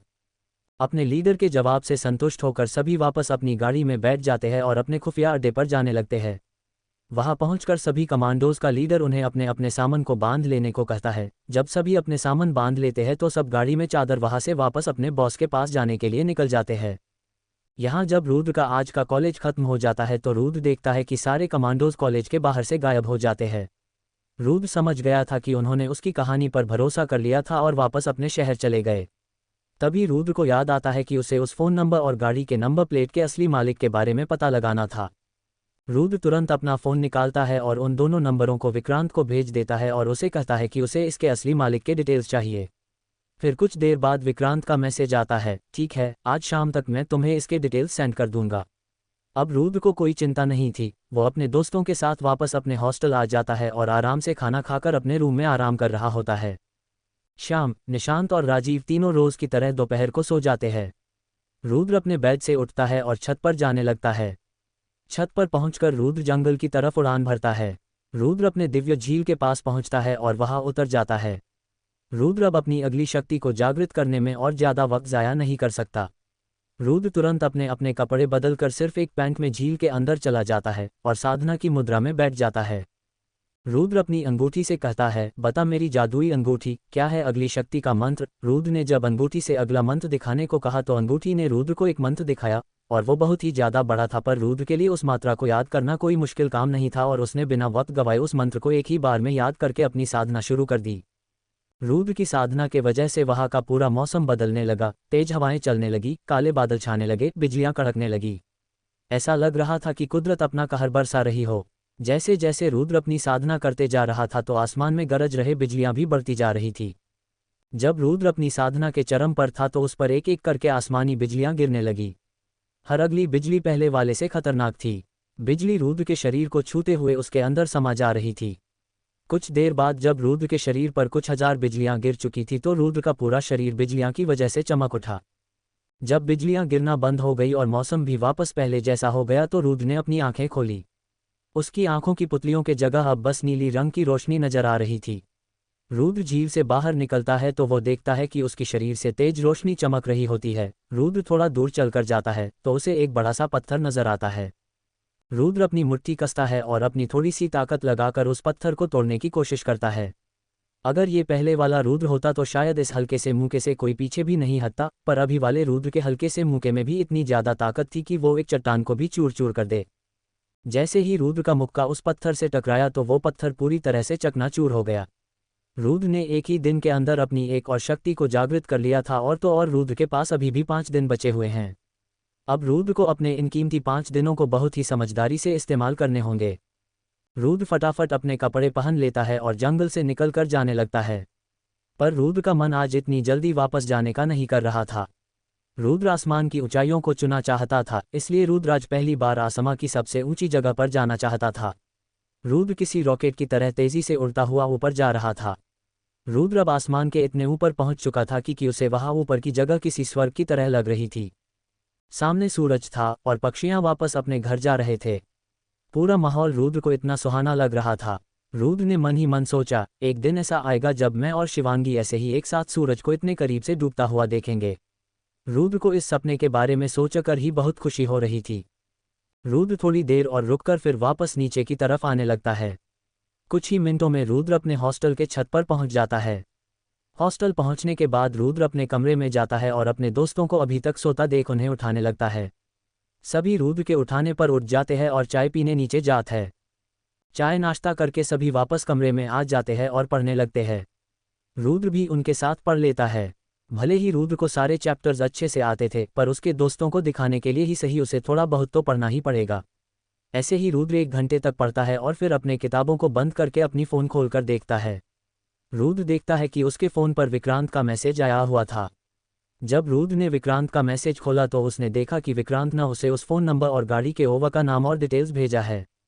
आखिर किसके थे वो डिटेल्स? क्या होगा जब रुद्र को इस अधेड़ उम्र के आदमी की जानकारी मिल जाएगी? क्या रुद्र उस आदमी से खुद को छुप कर रख पाएगा? जानने के लिए पढ़ते रहिए। जब रुद्र ने देखा कि विक्रांत ने उसे उस फ़ोन नंबर और गाड़ी के असली मालिक के डिटेल्स भेजे थे तो रुद्र अब उत्साहित हो गया कि उसे अब उस मास्टरमाइंड का पता चल जाएगा। रुद्र जब मैसेज खोलकर देखता है तो उसे वहां पर उस इंसान का नाम, पता, वो क्या करता है, ये सभी जानकारी मौजूद थी। रुद्र सभी कुछ एक एक करके पढ़ने लगता है। नाम अशोक गहलोत, उम्र 45 वर्ष, पता। रुद्र को उसका नाम, पता ये नहीं जानना था, बल्कि रुद्र को तो उसके पावर के बारे में जानना था जिसके बलबूते पर वो रुद्र को मारने के लिए आदमियों को भी भेज दिया था। रुद्र खोजने लगता है कि वो आदमी काम क्या करता है और जब रुद्र को वो मिल जाता है तो वो उसे पढ़ता है। Founder and chairman of Gehlot group of industries. Rudra ने जब उसकी कंपनी की नाम पढ़ी तो रुद्र ने उसके बारे में ऑनलाइन सर्च किया। सर्च करने पर रुद्र देख पाता है कि ये कंपनी उत्तर प्रदेश की टॉप 10 कंपनीज में 6ठे स्थान पर है। रुद्र जब अशोक गहलोत और विक्रांत की कंपनी को कंपेयर करता है तो उसे फर्क साफ साफ नजर आता है। विक्रांत की कंपनी उत्तर प्रदेश की टॉप 10 कंपनियों में तीसरे स्थान पर है, जिससे साफ पता चल रहा था कि रुद्र ने बिल्कुल सही आदमी से दोस्ती की है। रुद्र अब विक्रांत के साथ रहकर दिव्य गोलियों का बिजनेस करके उसकी कंपनी को नंबर 1 पर पहुंचा देगा। यही सोचकर रुद्र खुश हो रहा था। जब रुद्र के पास अपने दुश्मन की पहचान थी तो उसे ज्यादा चिंता करने की जरूरत नहीं थी। रुद्र अपना फोन साइड में रखता है और आंख बंद करके कोई तरीका सोचने लगता है जिससे वो अपनी दिव्य गोलियों का उत्पादन को कभी बंद न होने दे। रुद्र अपने मन से जवाब मांगता है तो उसके मन में एक विधि आती है जिससे किसी भी पात्र को अक्षय पात्र की तरह इस्तेमाल कर सकते हैं। अगर उस दिव्य गोली को उस अक्षय पात्र में बनाया जाए तो उसका उत्पादन होता रहेगा, जिस वजह से उसका प्रोडक्शन कभी बंद नहीं होगा और स्टॉक भी कभी खत्म नहीं होगा। रुद्र को वो मंत्र याद हो जाते हैं, अब बस उसे औषधियों के आने का इंतजार था। जैसे ही सारी औषधियां आ जाएंगी रुद्र अपना काम शुरू कर देगा, पर उससे पहले पैकेज का डिज़ाइन तय करना होगा और जैसे जैसे गोलियां तैयार होते जाएंगे उन्हें पैकेज करते जाएंगे, जिससे वो अच्छे से स्टोर होकर रहेंगे। अब रुद्र ने अपने आंखें खोली और विक्रांत को मैसेज किया, हम पैकेजिंग का काम कब शुरू कर रहे हैं। जिस पर कुछ मिनटों बाद विक्रांत ने रिप्लाई किया, 2 दिन के अंदर पैकेज का डिज़ाइन तैयार हो जाएगा, जिसके बाद पैकेजिंग का काम शुरू हो जाएगा। जिस पर रुद्र ने विक्रांत को ठीक है कहकर फ़ोन को वापस रख देता है।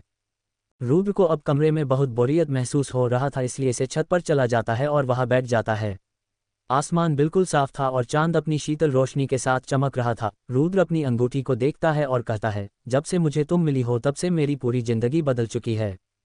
रुद्र अंगूठी को अपने उंगली से निकालता है और उसे अपनी हथेली पर रखकर उसे कुछ देर तक देखता रहता है। उसके बाद उसे न जाने क्या ख्याल आता है, वो इस अंगूठी को नीचे रखता है और उसे अपने पास बुलाता है, वापस आ जा मेरी अंगूठी।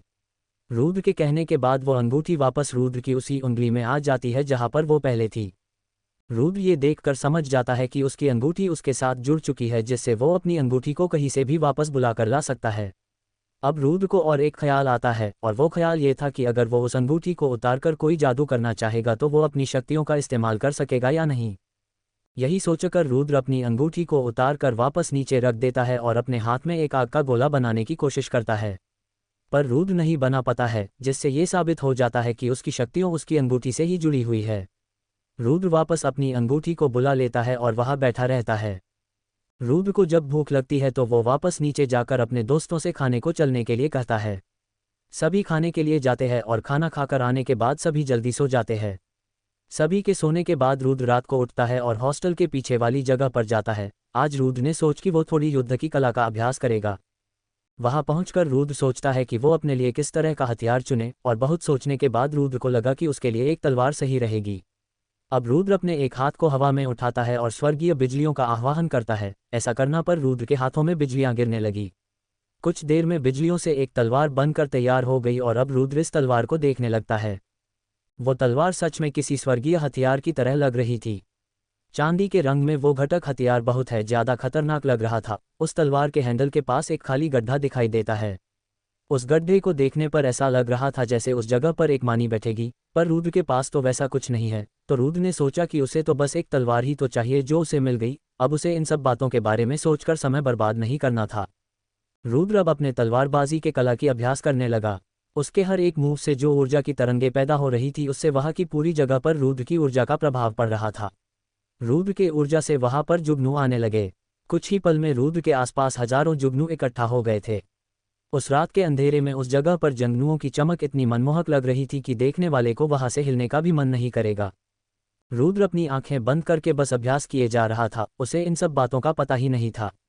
जैसे जैसे रुद्र अपनी तलवार घूमते जा रहा था वैसे वैसे जुगनू भी रुद्र की तलवार के साथ हिलते जा रहे थे।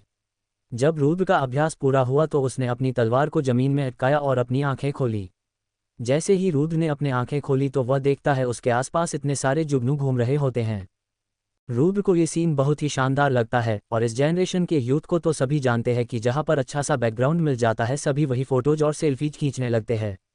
और रुद्र भी अभी कुछ वैसा ही करने वाला था। वो अपना मोबाइल अपने पॉकेट से निकलता है और एक पत्थर के पास फ़ोन को रखकर टाइमर सेट कर देता है और पीछे जाकर एक अच्छे से पोज में खड़ा हो जाता है और बहुत सारे फोटोज खींचने लगता है। जब बहुत सारे फोटोज खींच जाते हैं तो रुद्र फ़ोन वापस से अपने जेब में डाल देता है और वहां से चला जाता है।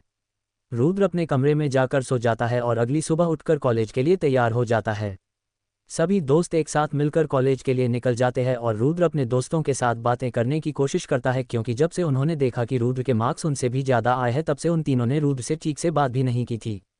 रुद्र उन तीनों से कहता है, वैसे दोस्तों मैंने ना कुछ बहुत ही बढ़िया फोटोज खींचे थे कुछ दिनों पहले, मैं तुम लोगों को दिखाना ही भूल गया। इतना कहकर रुद्र उन्हें अपने कल रात के जुगनू वाले फोटोज दिखाने लगा। जब उन्होंने रुद्र के वो जुगनू वाले फोटोज को देखा तो वो सभी उन फोटोज को देखते ही जा रहे थे। उन फोटोज में रुद्र उन जगनुओं के साथ बहुत अच्छा लग रहा था। उन्होंने रुद्र से पूछा, ऐसा सीन तुझे कहाँ मिल गया? रुद्र ने उन्हें जवाब देते हुए कहा, बहुत ही मुश्किल से मिला, बढ़िया फोटोज हैं, एक दिन हम सब चलेंगे, फिर सब मिलकर एक से बढ़कर एक फोटोज लेंगे।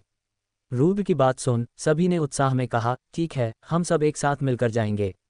और फिर सब मिलकर कॉलेज के अंदर जाने लगे।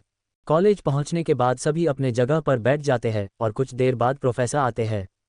प्रोफेसर को सभी स्टूडेंट्स गुड मॉर्निंग विश करते हैं और बैठ जाते हैं। सभी स्टूडेंट्स के बैठने के बाद प्रोफेसर कुछ घोषणा करने लगते हैं, तो स्टूडेंट्स मेरे पास आप सब के लिए कुछ जानकारियां हैं। हर साल हमारे कॉलेज में एनुअल फंक्शन सेलिब्रेट किया जाता है और इस बार होने वाला एनुअल डे फंक्शन के लिए हमारे क्लास से कुछ वॉलंटियर्स की ज़रूरत है, तो मैं चाहता हूं कि हमारे क्लास से भी कुछ स्टूडेंट्स बाकियों की मदद करें। जब सभी ने सुना कि एनुअल डे के लिए वॉलंटियर्स की ज़रूरत है तो किसी ने भी इसमें दिलचस्पी नहीं दिखाई, क्योंकि उन सब के नज़र में ये सब टाइम वेस्ट हैं। पर रुद्र को इसमें दिलचस्पी थी, क्योंकि अगर रुद्र वॉलंटियर के कामों में व्यस्त रहे तो उसे क्लास में पढ़ने के लिए बैठे रहना नहीं पड़ेगा। उसके बाद टीचर ने कहा, और एक न्यूज, तुम सभी के सेमेस्टर एग्जाम्स एनुअल डे के ठीक बाद से शुरू हो रहे हैं, इसलिए सभी अपने तैयारियां शुरू कर दे। जैसे ही सभी ने सुना कि उनके एग्जाम्स शुरू होने वाले हैं तो उनके चेहरे पर चिंता की लकीरें दिखाई देने लगी। फिर प्रोफेसर सभी को पढ़ाने लगते हैं। सभी के दिमाग में अभी भी एग्जाम की बात ही घूम रही थी, पर रुद्र को इन सब बातों से कोई फर्क नहीं पड़ने वाला था। सभी क्लास में ध्यान देने लगते हैं। जब रुद्र के आखिरी के क्लास कैंसिल हो जाते हैं तो वो क्लास से बाहर निकलकर स्टूडेंट यूनियन वालों से मिलने जाता है। रुद्र स्टूडेंट यूनियन के रूम में पहुंच जाता है और अंदर घुसता है। अंदर जाने पर उसे वहां कुछ स्टूडेंट्स खड़े दिखे। रुद्र अंदर जाता है तो उसे देखकर वहां का एक स्टूडेंट रुद्र से पूछता है, क्या हुआ, क्या काम है तुम्हें? रुद्र ने उनके सवाल का जवाब देते हुए कहा, वो मैं ये पर वॉलंटियर बनने के लिए नाम लिखवाने आया हूँ। जब उन्होंने सुना कि रुद्र वहां अपना नाम दर्ज कराने आया था तो उन्होंने उसे एक टेबल पर बैठे एक स्टूडेंट के पास जाने को कहा। रुद्र उस टेबल के तरफ देखता है तो वहां एक लड़का बैठा दिखता है। रुद्र उसके पास जाता है और अपने डिटेल्स उसे बताने लगता है। जब सभी डिटेल्स लिखवाना हो जाया है तो वो रुद्र से कहता है, अब से तुम्हें एनुअल डे की हर तैयारी में हाथ बताना होगा। तुम कल आकर अपना ड्यूटी लिस्ट लेकर चले जाना। रुद्र उस रूम से बाहर आ जाता है और सोचने लगता है कि उसे क्या क्या काम करना होगा। क्या रुद्र कर पाएगा वॉलंटियर का कॉल?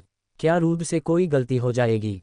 जानने के लिए पढ़ते रुद्र स्टूडेंट्स यूनियन के रूम से बाहर निकलकर कॉलेज के ऑडिटोरियम में जाने लगता है। उसने सोचा कि एक बार वो भी देख ले कि एनुअल डे की तैयारियां कैसे हो रही है। रुद्र ऑडिटोरियम के अंदर जाता है और उसे वहां दिखता है कि बहुत सारे स्टूडेंट्स वहां अपने अपने प्रोग्राम्स की प्रैक्टिस कर रहे थे। रुद्र स्टेज के पास खड़े कुछ लोगों की एक ग्रुप के पास जाकर खड़ा हो जाता है। वहां पर खड़े होकर रुद्र सभी को प्रैक्टिस करता हुआ देखता है और फिर एक एक ग्रुप का प्रोग्राम खत्म होता है तो होस्ट दूसरे प्रोग्राम के बारे में अनाउंस करता है और दूसरा ग्रुप आ जाता है। अभी जो ग्रुप आता है उसमें 2 सिंगर्स होते हैं, जिसमें एक लड़का और एक लड़की सिंगर होते हैं और पीछे कुछ डांसर्स भी खड़े होते हैं। पहले उन डांसर्स का रिहर्सल होता है। रिहर्सल होने के बाद सभी को स्टेप्स क्लियर होते हैं तो एक बार गाने के साथ प्रैक्टिस करते हैं। दोनों सिंगर्स अपनी अपनी जगह ले लेते हैं। लड़के के हाथ में एक गिटार भी होता है। सब अपनी पोजीशन में होते हैं। तभी लड़का अपनी गिटार से एक सुरीली धुन बजाने लगता है। उसके बजाने के कुछ पल बाद लड़की अपने गाने के बोल गाना शुरू करती है। उस लड़की की आवाज़ बहुत ही मीठी होती है। फिर वो लड़का भी गाना शुरू करता है। उस लड़के की आवाज़ भी अच्छी होती है।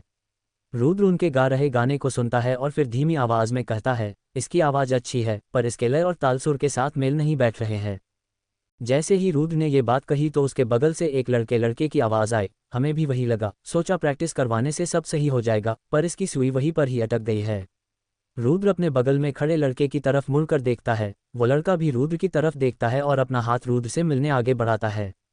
रुद्र भी उससे हाथ मिलाता है और वो लड़का अपना नाम बताते हुए रुद्र से कहता है, हाय मेरा नाम यश है और मैं स्टूडेंट यूनियन का मेंबर हूँ। फिर रुद्र ने भी अपना नाम बताते हुए कहा, हेलो मेरा रुद्र है और मैं यह एनुअल डे के प्रोग्राम में वॉलंटियरिंग करने आया हूँ। यश ने फिर रुद्र से कहा, वैसे तुम्हें म्यूजिक के बारे में अच्छी नॉलेज है, क्या तुम्हें गाना आता है? जब रुद्र ने यश का सवाल सुना तो उसने कहा, आता है, मतलब कभी कभार गा लेता हूँ 1-2 गाने।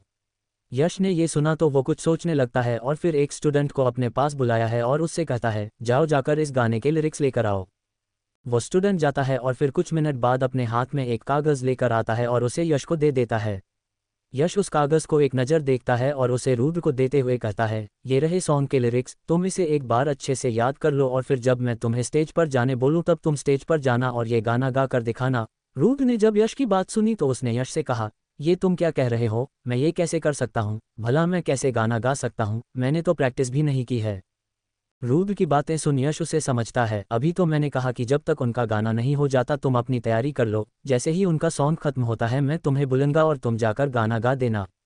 रुद्र अभी भी यश की बात को मानने को तैयार नहीं था और कहने, पर मैं कैसे ये। इससे पहले कि रुद्र अपनी बात पूरी कर पाता यश उसे बीच में ही काटते हुए कहा, पर कुछ नहीं, तुम अभी जा रहे हो और गाने की तैयारी कर रहे हो।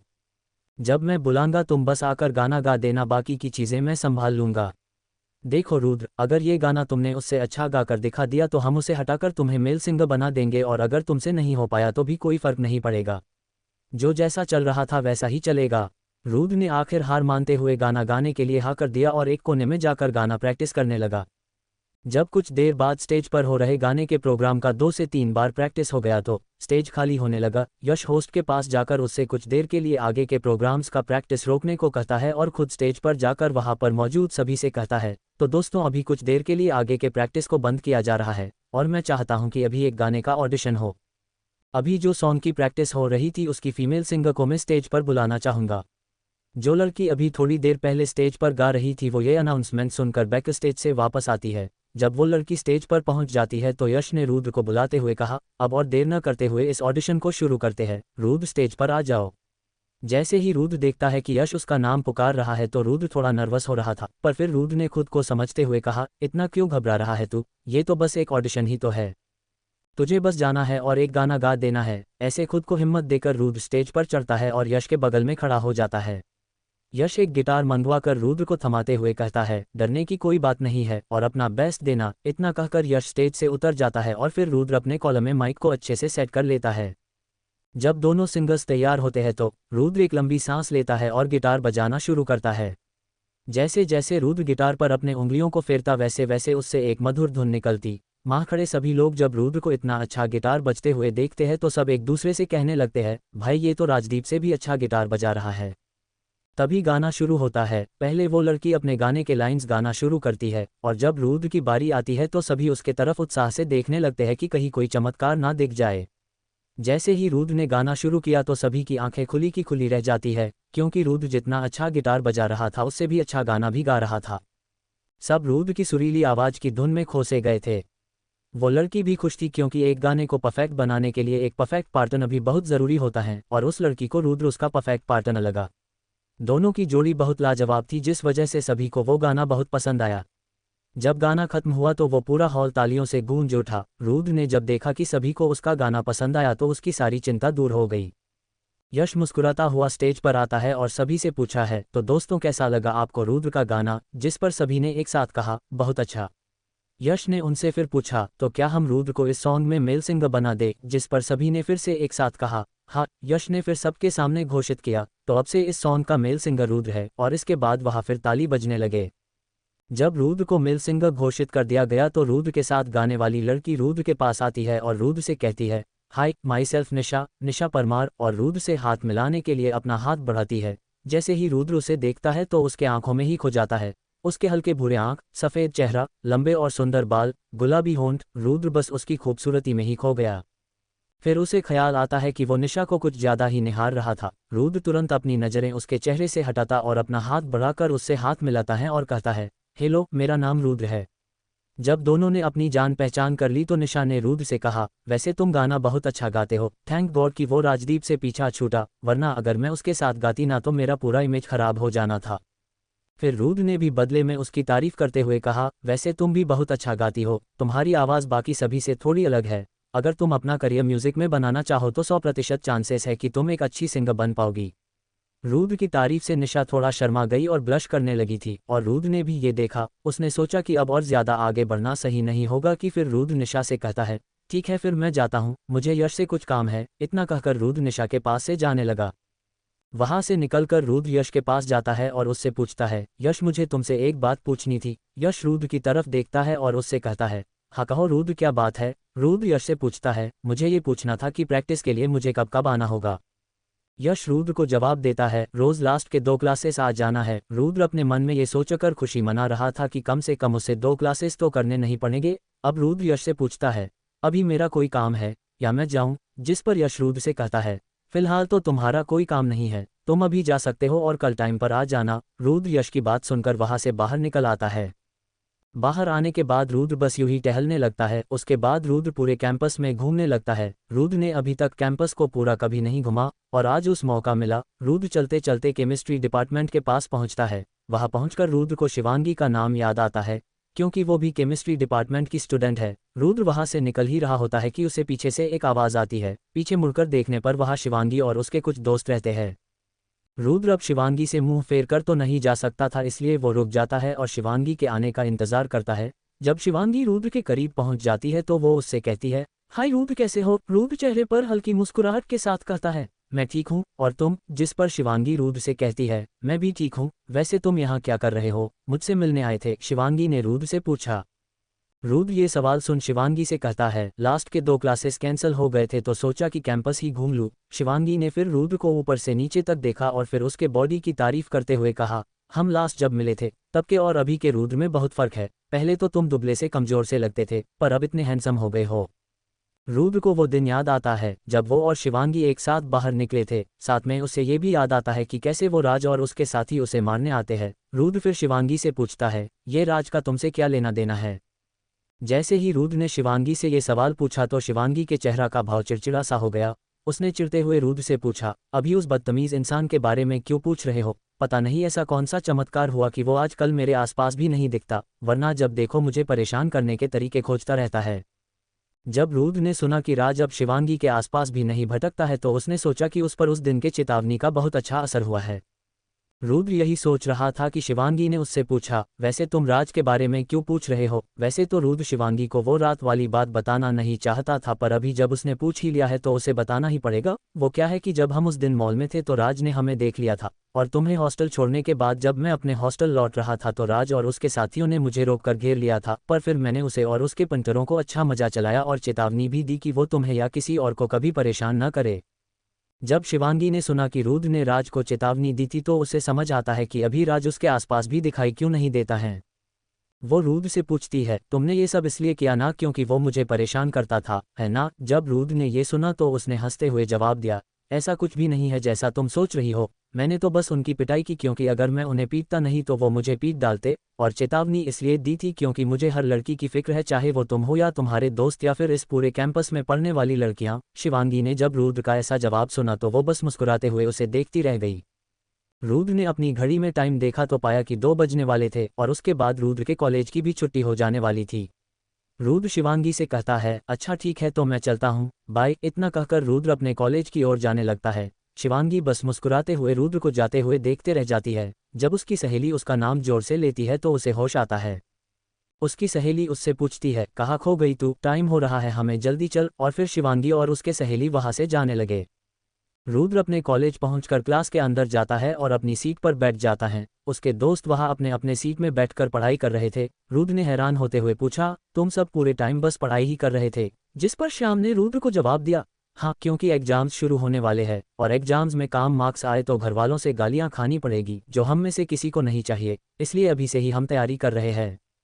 जब रुद्र ने ये सुना तो उसने उन्हें और कुछ नहीं कहा और अपने सामान समेटने लगा। कुछ ही देर में कॉलेज खत्म हो जाता है और सभी वापस हॉस्टल के लिए निकल जाते हैं। तभी रुद्र के फ़ोन पर एक मैसेज आती है, जिसे पढ़कर रुद्र के चेहरे पर एक मुस्कान आ जाती है। आखिर उस मैसेज में ऐसा क्या था जिससे रुद्र के चेहरे पर मुस्कुराहट आ जाती है। किसका था वो मैसेज, आखिर रुद्र को उस मैसेज से क्या फ़ायदा। जानने के लिए पढ़ते रहिए। रुद्र और उसके दोस्त हॉस्टल के तरफ जाने लगे थे। तभी रुद्र के फ़ोन पर एक मैसेज आता है, जिसे देखकर रुद्र के चेहरे पर एक मुस्कुराहट आ जाती है। असल में वो मैसेज विक्रांत ने भेजा था और उसने मैसेज में ये बताया कि पैकेजिंग का काम शुरू हो चुका है और उसने साथ में प्रोडक्ट का पैकेज डिज़ाइन भी भेजा है। रुद्र ने पैकेज का डिज़ाइन देखा तो उसे वो पसंद आया। उसने विक्रांत को रिप्लाई किया, डिज़ाइन बहुत अच्छी है, हम जल्द से जल्द काम शुरू कर सकते हैं। रुद्र अपना फ़ोन बंद करके चलने लगता है। हॉस्टल पहुंचकर रुद्र अपने कपड़े बदल कर बेड पर लेट जाता है।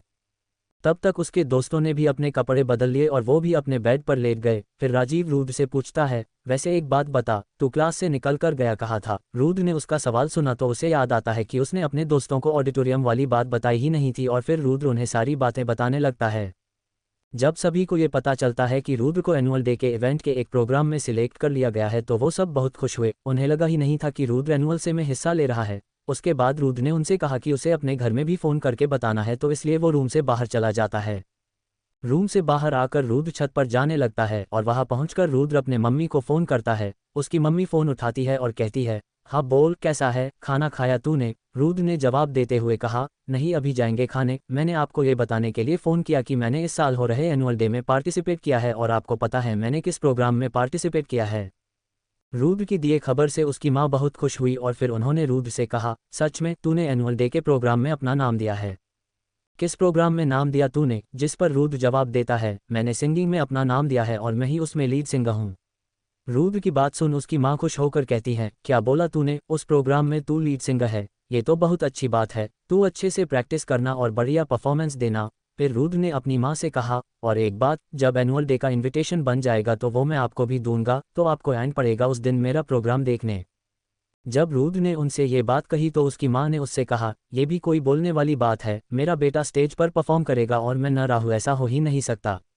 उस दिन मैं और तेरे पापा स्टेज के सबसे सामने बैठकर तेरा परफॉर्मेंस देखेंगे। फिर रुद्र ने अपनी माँ से और थोड़ी देर बात की, उसके बाद फ़ोन काटकर अपने रूम आ गया। रूम से फिर चारों एक साथ खाने के लिए नीचे जाते हैं और खाना खाकर रुद्र ऊपर आ जाता है।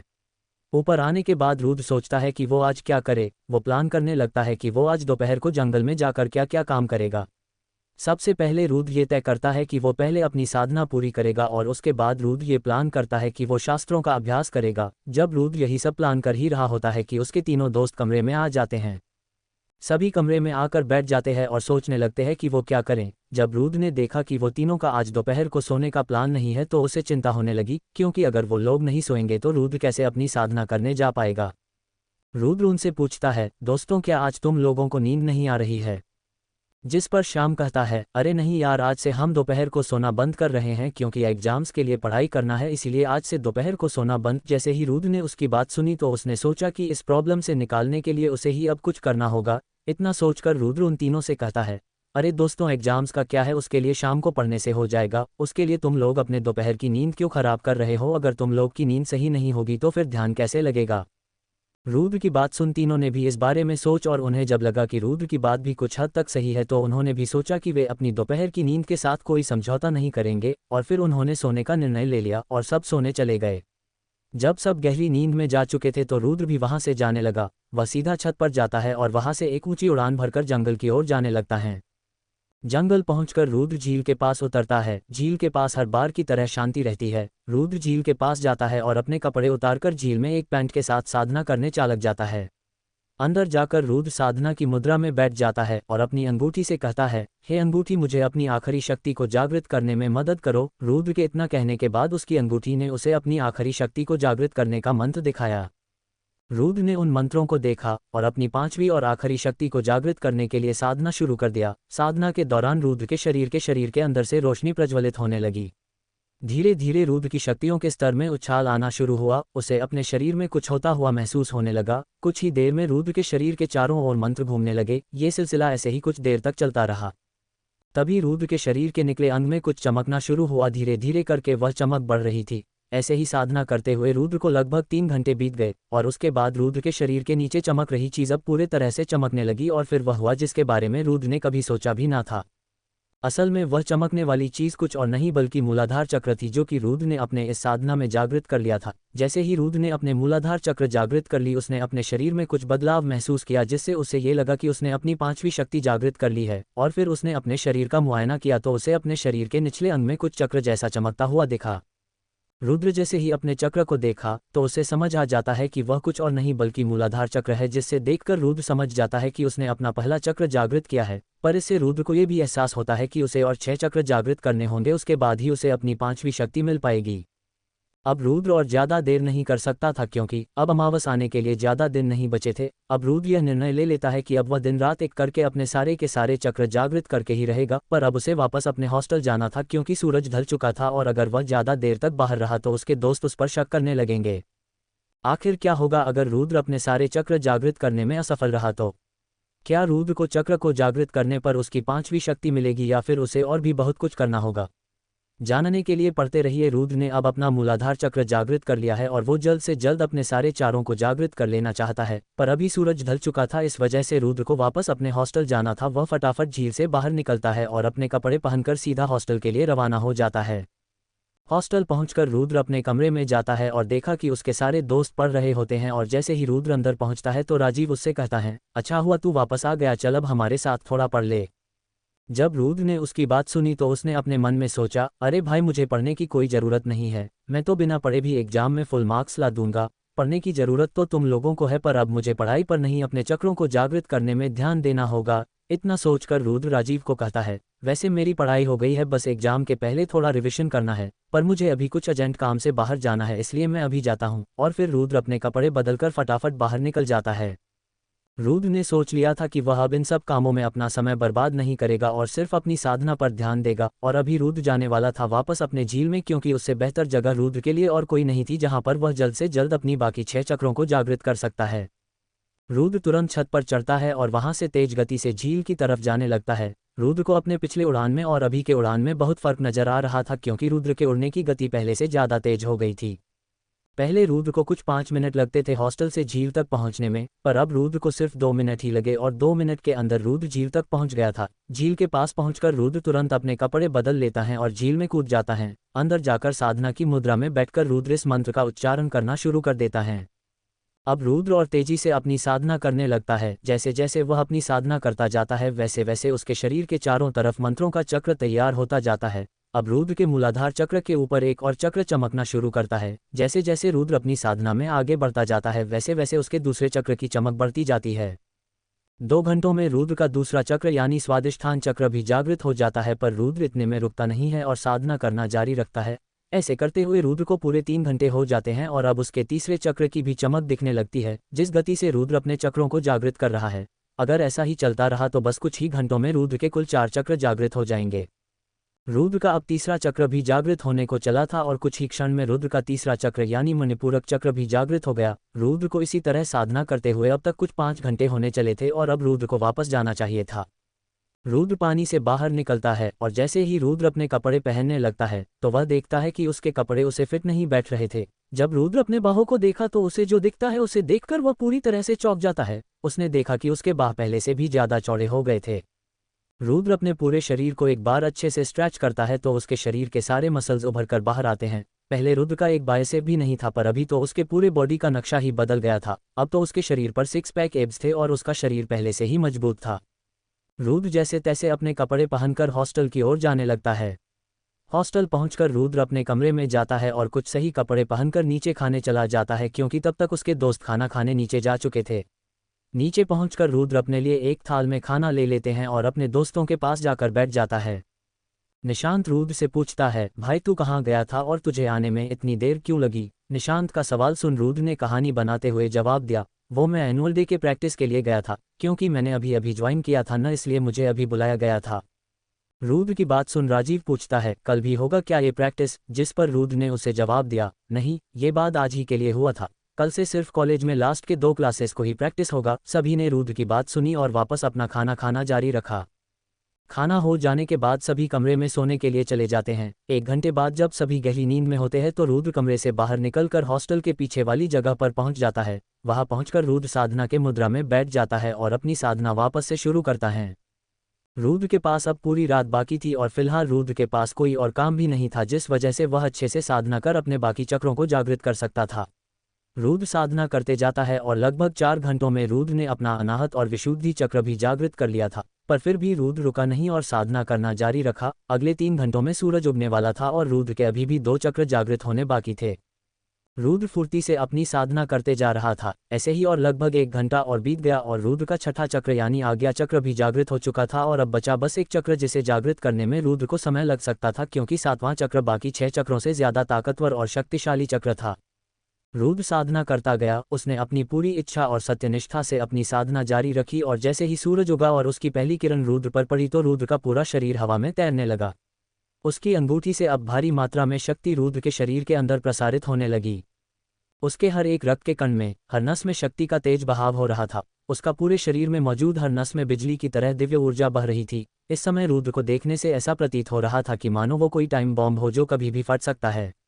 ये सिलसिला ऐसे ही कुछ देर तक चला और फिर रुद्र ने अपनी आंखें खोली और जैसे ही रुद्र के आंख खुले उसके आसपास की जगह पर ऊर्जा की लहर दौड़ पड़ी। रुद्र अब अपने अंदर कुछ अलग ही शक्ति महसूस कर पा रहा था, ऐसी शक्ति जो उसने पहले कभी महसूस नहीं की था। रुद्र धीरे धीरे करके और ऊपर जाने लगता है और फिर रुद्र वहां से पूरे शहर को देखता है। सुबह की ताजी धूप में रुद्र को एक नई जिंदगी की शुरुआत नजर आती है। ऐसी जिंदगी जिसमें रुद्र के सामने बहुत सारे नए राज, नए दुश्मन और नई उपलब्धियां इंतजार कर रही है। क्या नया मोड़ लेगी अब रुद्र की जिंदगी? क्या इतनी शक्तियां मिलने के बाद रुद्र क्या पहले जैसा कि रहेगा या फिर वो बदल जाएगा? जानने के लिए पढ़ते रहिए। रुद्र ने अब अंगूठी की 5वीं और आखिरी शक्ति को भी जागृत कर लिया था, जिससे अब रुद्र को त्रिलोक यात्रा की सिद्धि प्राप्त हो गई और अब रुद्र की जिंदगी में पहले जैसा कुछ नहीं रहा। ना वो अब पहले जैसा डरपोक है, ना वो अब पहले जैसा कमजोर है, बल्कि अब वो एक शूरवीर और एक पराक्रमी योद्धा बन चुका था, जो बड़े से बड़े खतरे का सामना करने से भी पीछे नहीं हटने वाला था। रुद्र अब वापस नीचे जमीन पर कदम रखता है और जैसे ही रुद्र के कदम जमीन को छूते ही तो रुद्र की ऊर्जा तरंगे धरती की गहराइयों में जाने लगती है और फिर धरती के नीचे मौजूद पाताल लोक में प्रवेश करता है। वहां एक ऊंची चोटी पर स्थित एक शैतानी गुफा में सदियों से तपस्या में लीन एक असुर को जब रुद्र की ऊर्जा के तरंगों का आभास होता है तो वो असुर अपनी ध्यान से बाहर आ जाता है। जैसे ही वो असुर अपनी खूंखार आंखों को खोलता है तो पूरे पाताल लोक की भूमि कपकपाने लगती है। वो असुर अपनी जगह पर खड़ा होता है और एक जोरदार हुंकार भरता है। जैसे ही पाताल लोक के बाकी असुरों ने उस गुफा से निकली जोरदार हुंकार सुनी तो वे समझ गए कि उनके महासुर अपने ध्यान से बाहर आ गए हैं और सभी उस गुफा के तरफ जाने लगते हैं। यहाँ गुफा में महासुर अपने चेहरे पर एक जीत की मुस्कान के साथ कहता है, आखिर मेरे सदियों के इंतजार के बाद आज ये दिन आ ही गया। हम असुरों के पूरे विश्व पर राज करने का वो सुनहरा दौर फिर वापस आ चुका है। और फिर वो महासुर गुफा से बाहर आता है और तब तक वहां पर सारे असुर इकट्ठे हो चुके थे। गुफा से बाहर निकलकर उस महासुर ने अपनी असुरों की सेना देखकर सभी के सामने उसने ऐलान किया, अब वक्त आ गया है असुरों, हमारे इस पाताल लोक से निकलने का और पूरे विश्व में अपना वर्चस्व स्थापित करने का। वापस से वो हक हासिल करने का को हमसे हजारों वर्षों पहले छीन लिया था उन देवताओं ने, पर इस बार हम असुर सारे लोगों पर राज करेंगे और वो देवता हमारे कदमों के नीचे होंगे। और फिर महासुर जोर से चिल्लाते हुए सभी असुरों में युद्ध की भावना भरते हुए कहता है, असुर ईश्वरयम अखंडम। जिसके बाद सारे असुर एक सुर में जोर जोर से कहने लगे, असुर विजय, असुर विजय। तभी महासुर अपने मन में कहता है, मायावी अंगूठी, मैं आ रहा हूं तुम्हें लेने। तभी रुद्र अचानक से नींद से उठ जाता है। वो अपने आसपास देखता है तो वो खुद को अपने रूम में पाता है। तभी उसे याद आता है कि वो अपनी साधना खत्म करके कमरे में आकर सो गया था। पर फिर जब वो अपने सपने के बारे में याद करता है तो उसे उस डरावने असुर का चेहरा याद आता है और उसकी पूरी असुरों की सेना आंखों के सामने दिखाई देती है। रुद्र सोचता है कि उसे अंगूठी मिलने के बाद जितने भी दृश्य दिखे हैं वो सभी उसके आसपास हो रहे घटनाएं होती है और हो ना हो इस अपने से भी अंगूठी उसे कुछ बताने की कोशिश कर रहा था। और उसे जितना समझ आया वो ये था कि जिस अंगूठी के जरिए इस मायावी तांत्रिक ने स्वर्ग पर आक्रमण किया था, अब उसी अंगूठी के जरिए असुर भी स्वर्ग पर शासन करने के सपने सजा रहे थे। पर रुद्र को ये अंगूठी मिली ही इसलिए थी ताकि वो इस अंगूठी को असुरों जैसे बुरे हाथों में पड़ने से बचाए।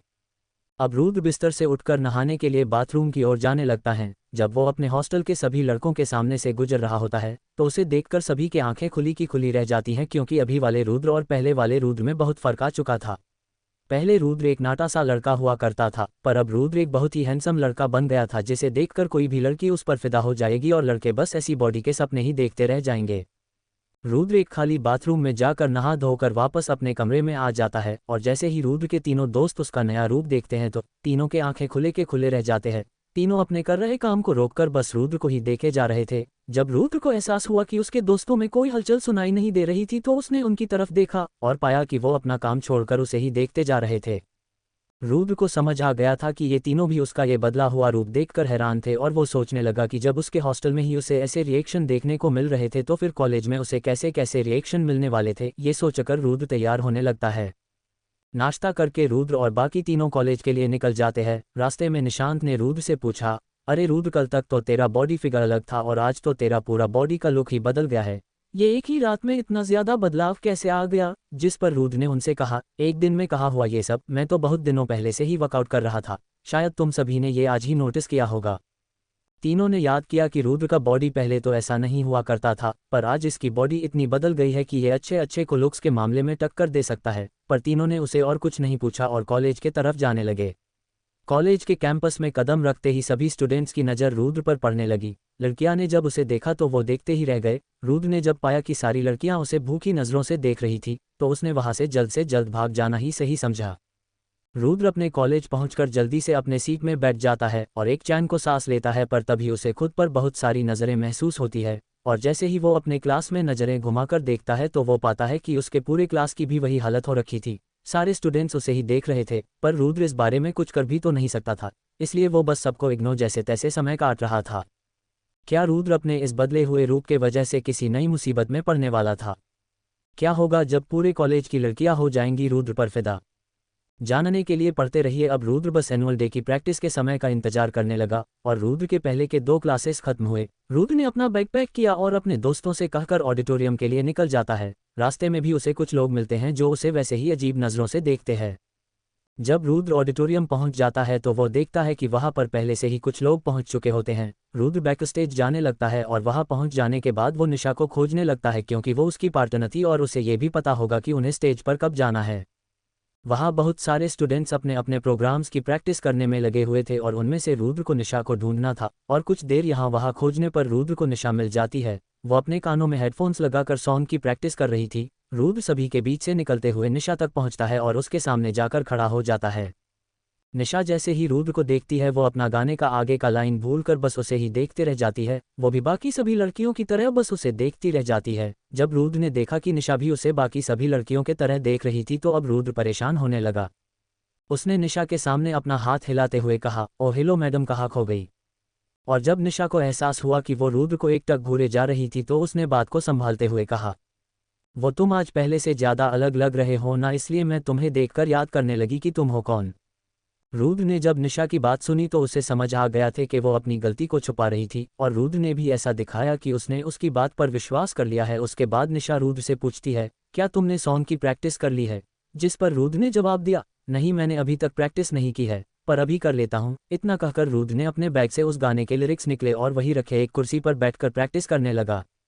थोड़ी ही देर में प्रैक्टिस शुरू हो जाता है और सभी एक एक करके स्टेज पर जाकर अपना परफॉर्मेंस देने लगते हैं। यश ने रुद्र और निशा का परफॉर्मेंस लास्ट के लिए रखा था, जिस वजह से उनके पास प्रैक्टिस करने के लिए बहुत टाइम था।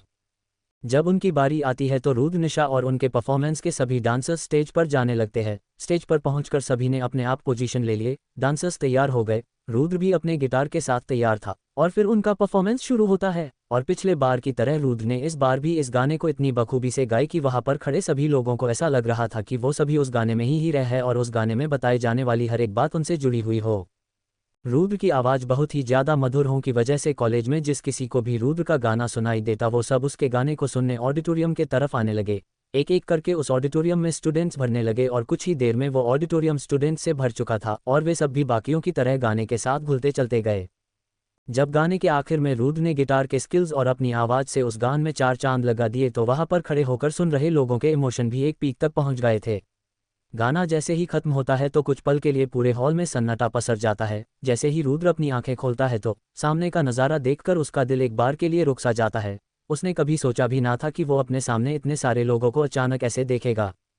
और फिर उसके अगले ही पल पूरा हॉल तालियों से गूंज उठता है और सारे स्टूडेंट्स जोर जोर से चिल्लाने लगते हैं। रुद्र इन सब का ऐसा रिएक्शन देखकर बहुत खुश होता है। उस भीड़ में मौजूद सारी लड़कियां एक दूसरे से बस यही कह रही थी, यार ये लड़का कितना हैंडसम है और ये कितना अच्छा गाता भी है। अगर ये मुझे अपनी गर्लफ्रेंड बनाने के लिए राजी हो जाएगा तो मैं अपने बॉयफ्रेंड को छोड़कर इसकी लवर बन जाऊंगी। वही कोई और लड़की कहती है, ओ माय गॉड, ये लड़का कितना क्यूट है। सभी लड़कियां तो बस रुद्र की खूबसूरती और आवाज़ पर दीवानी हो चुकी थी।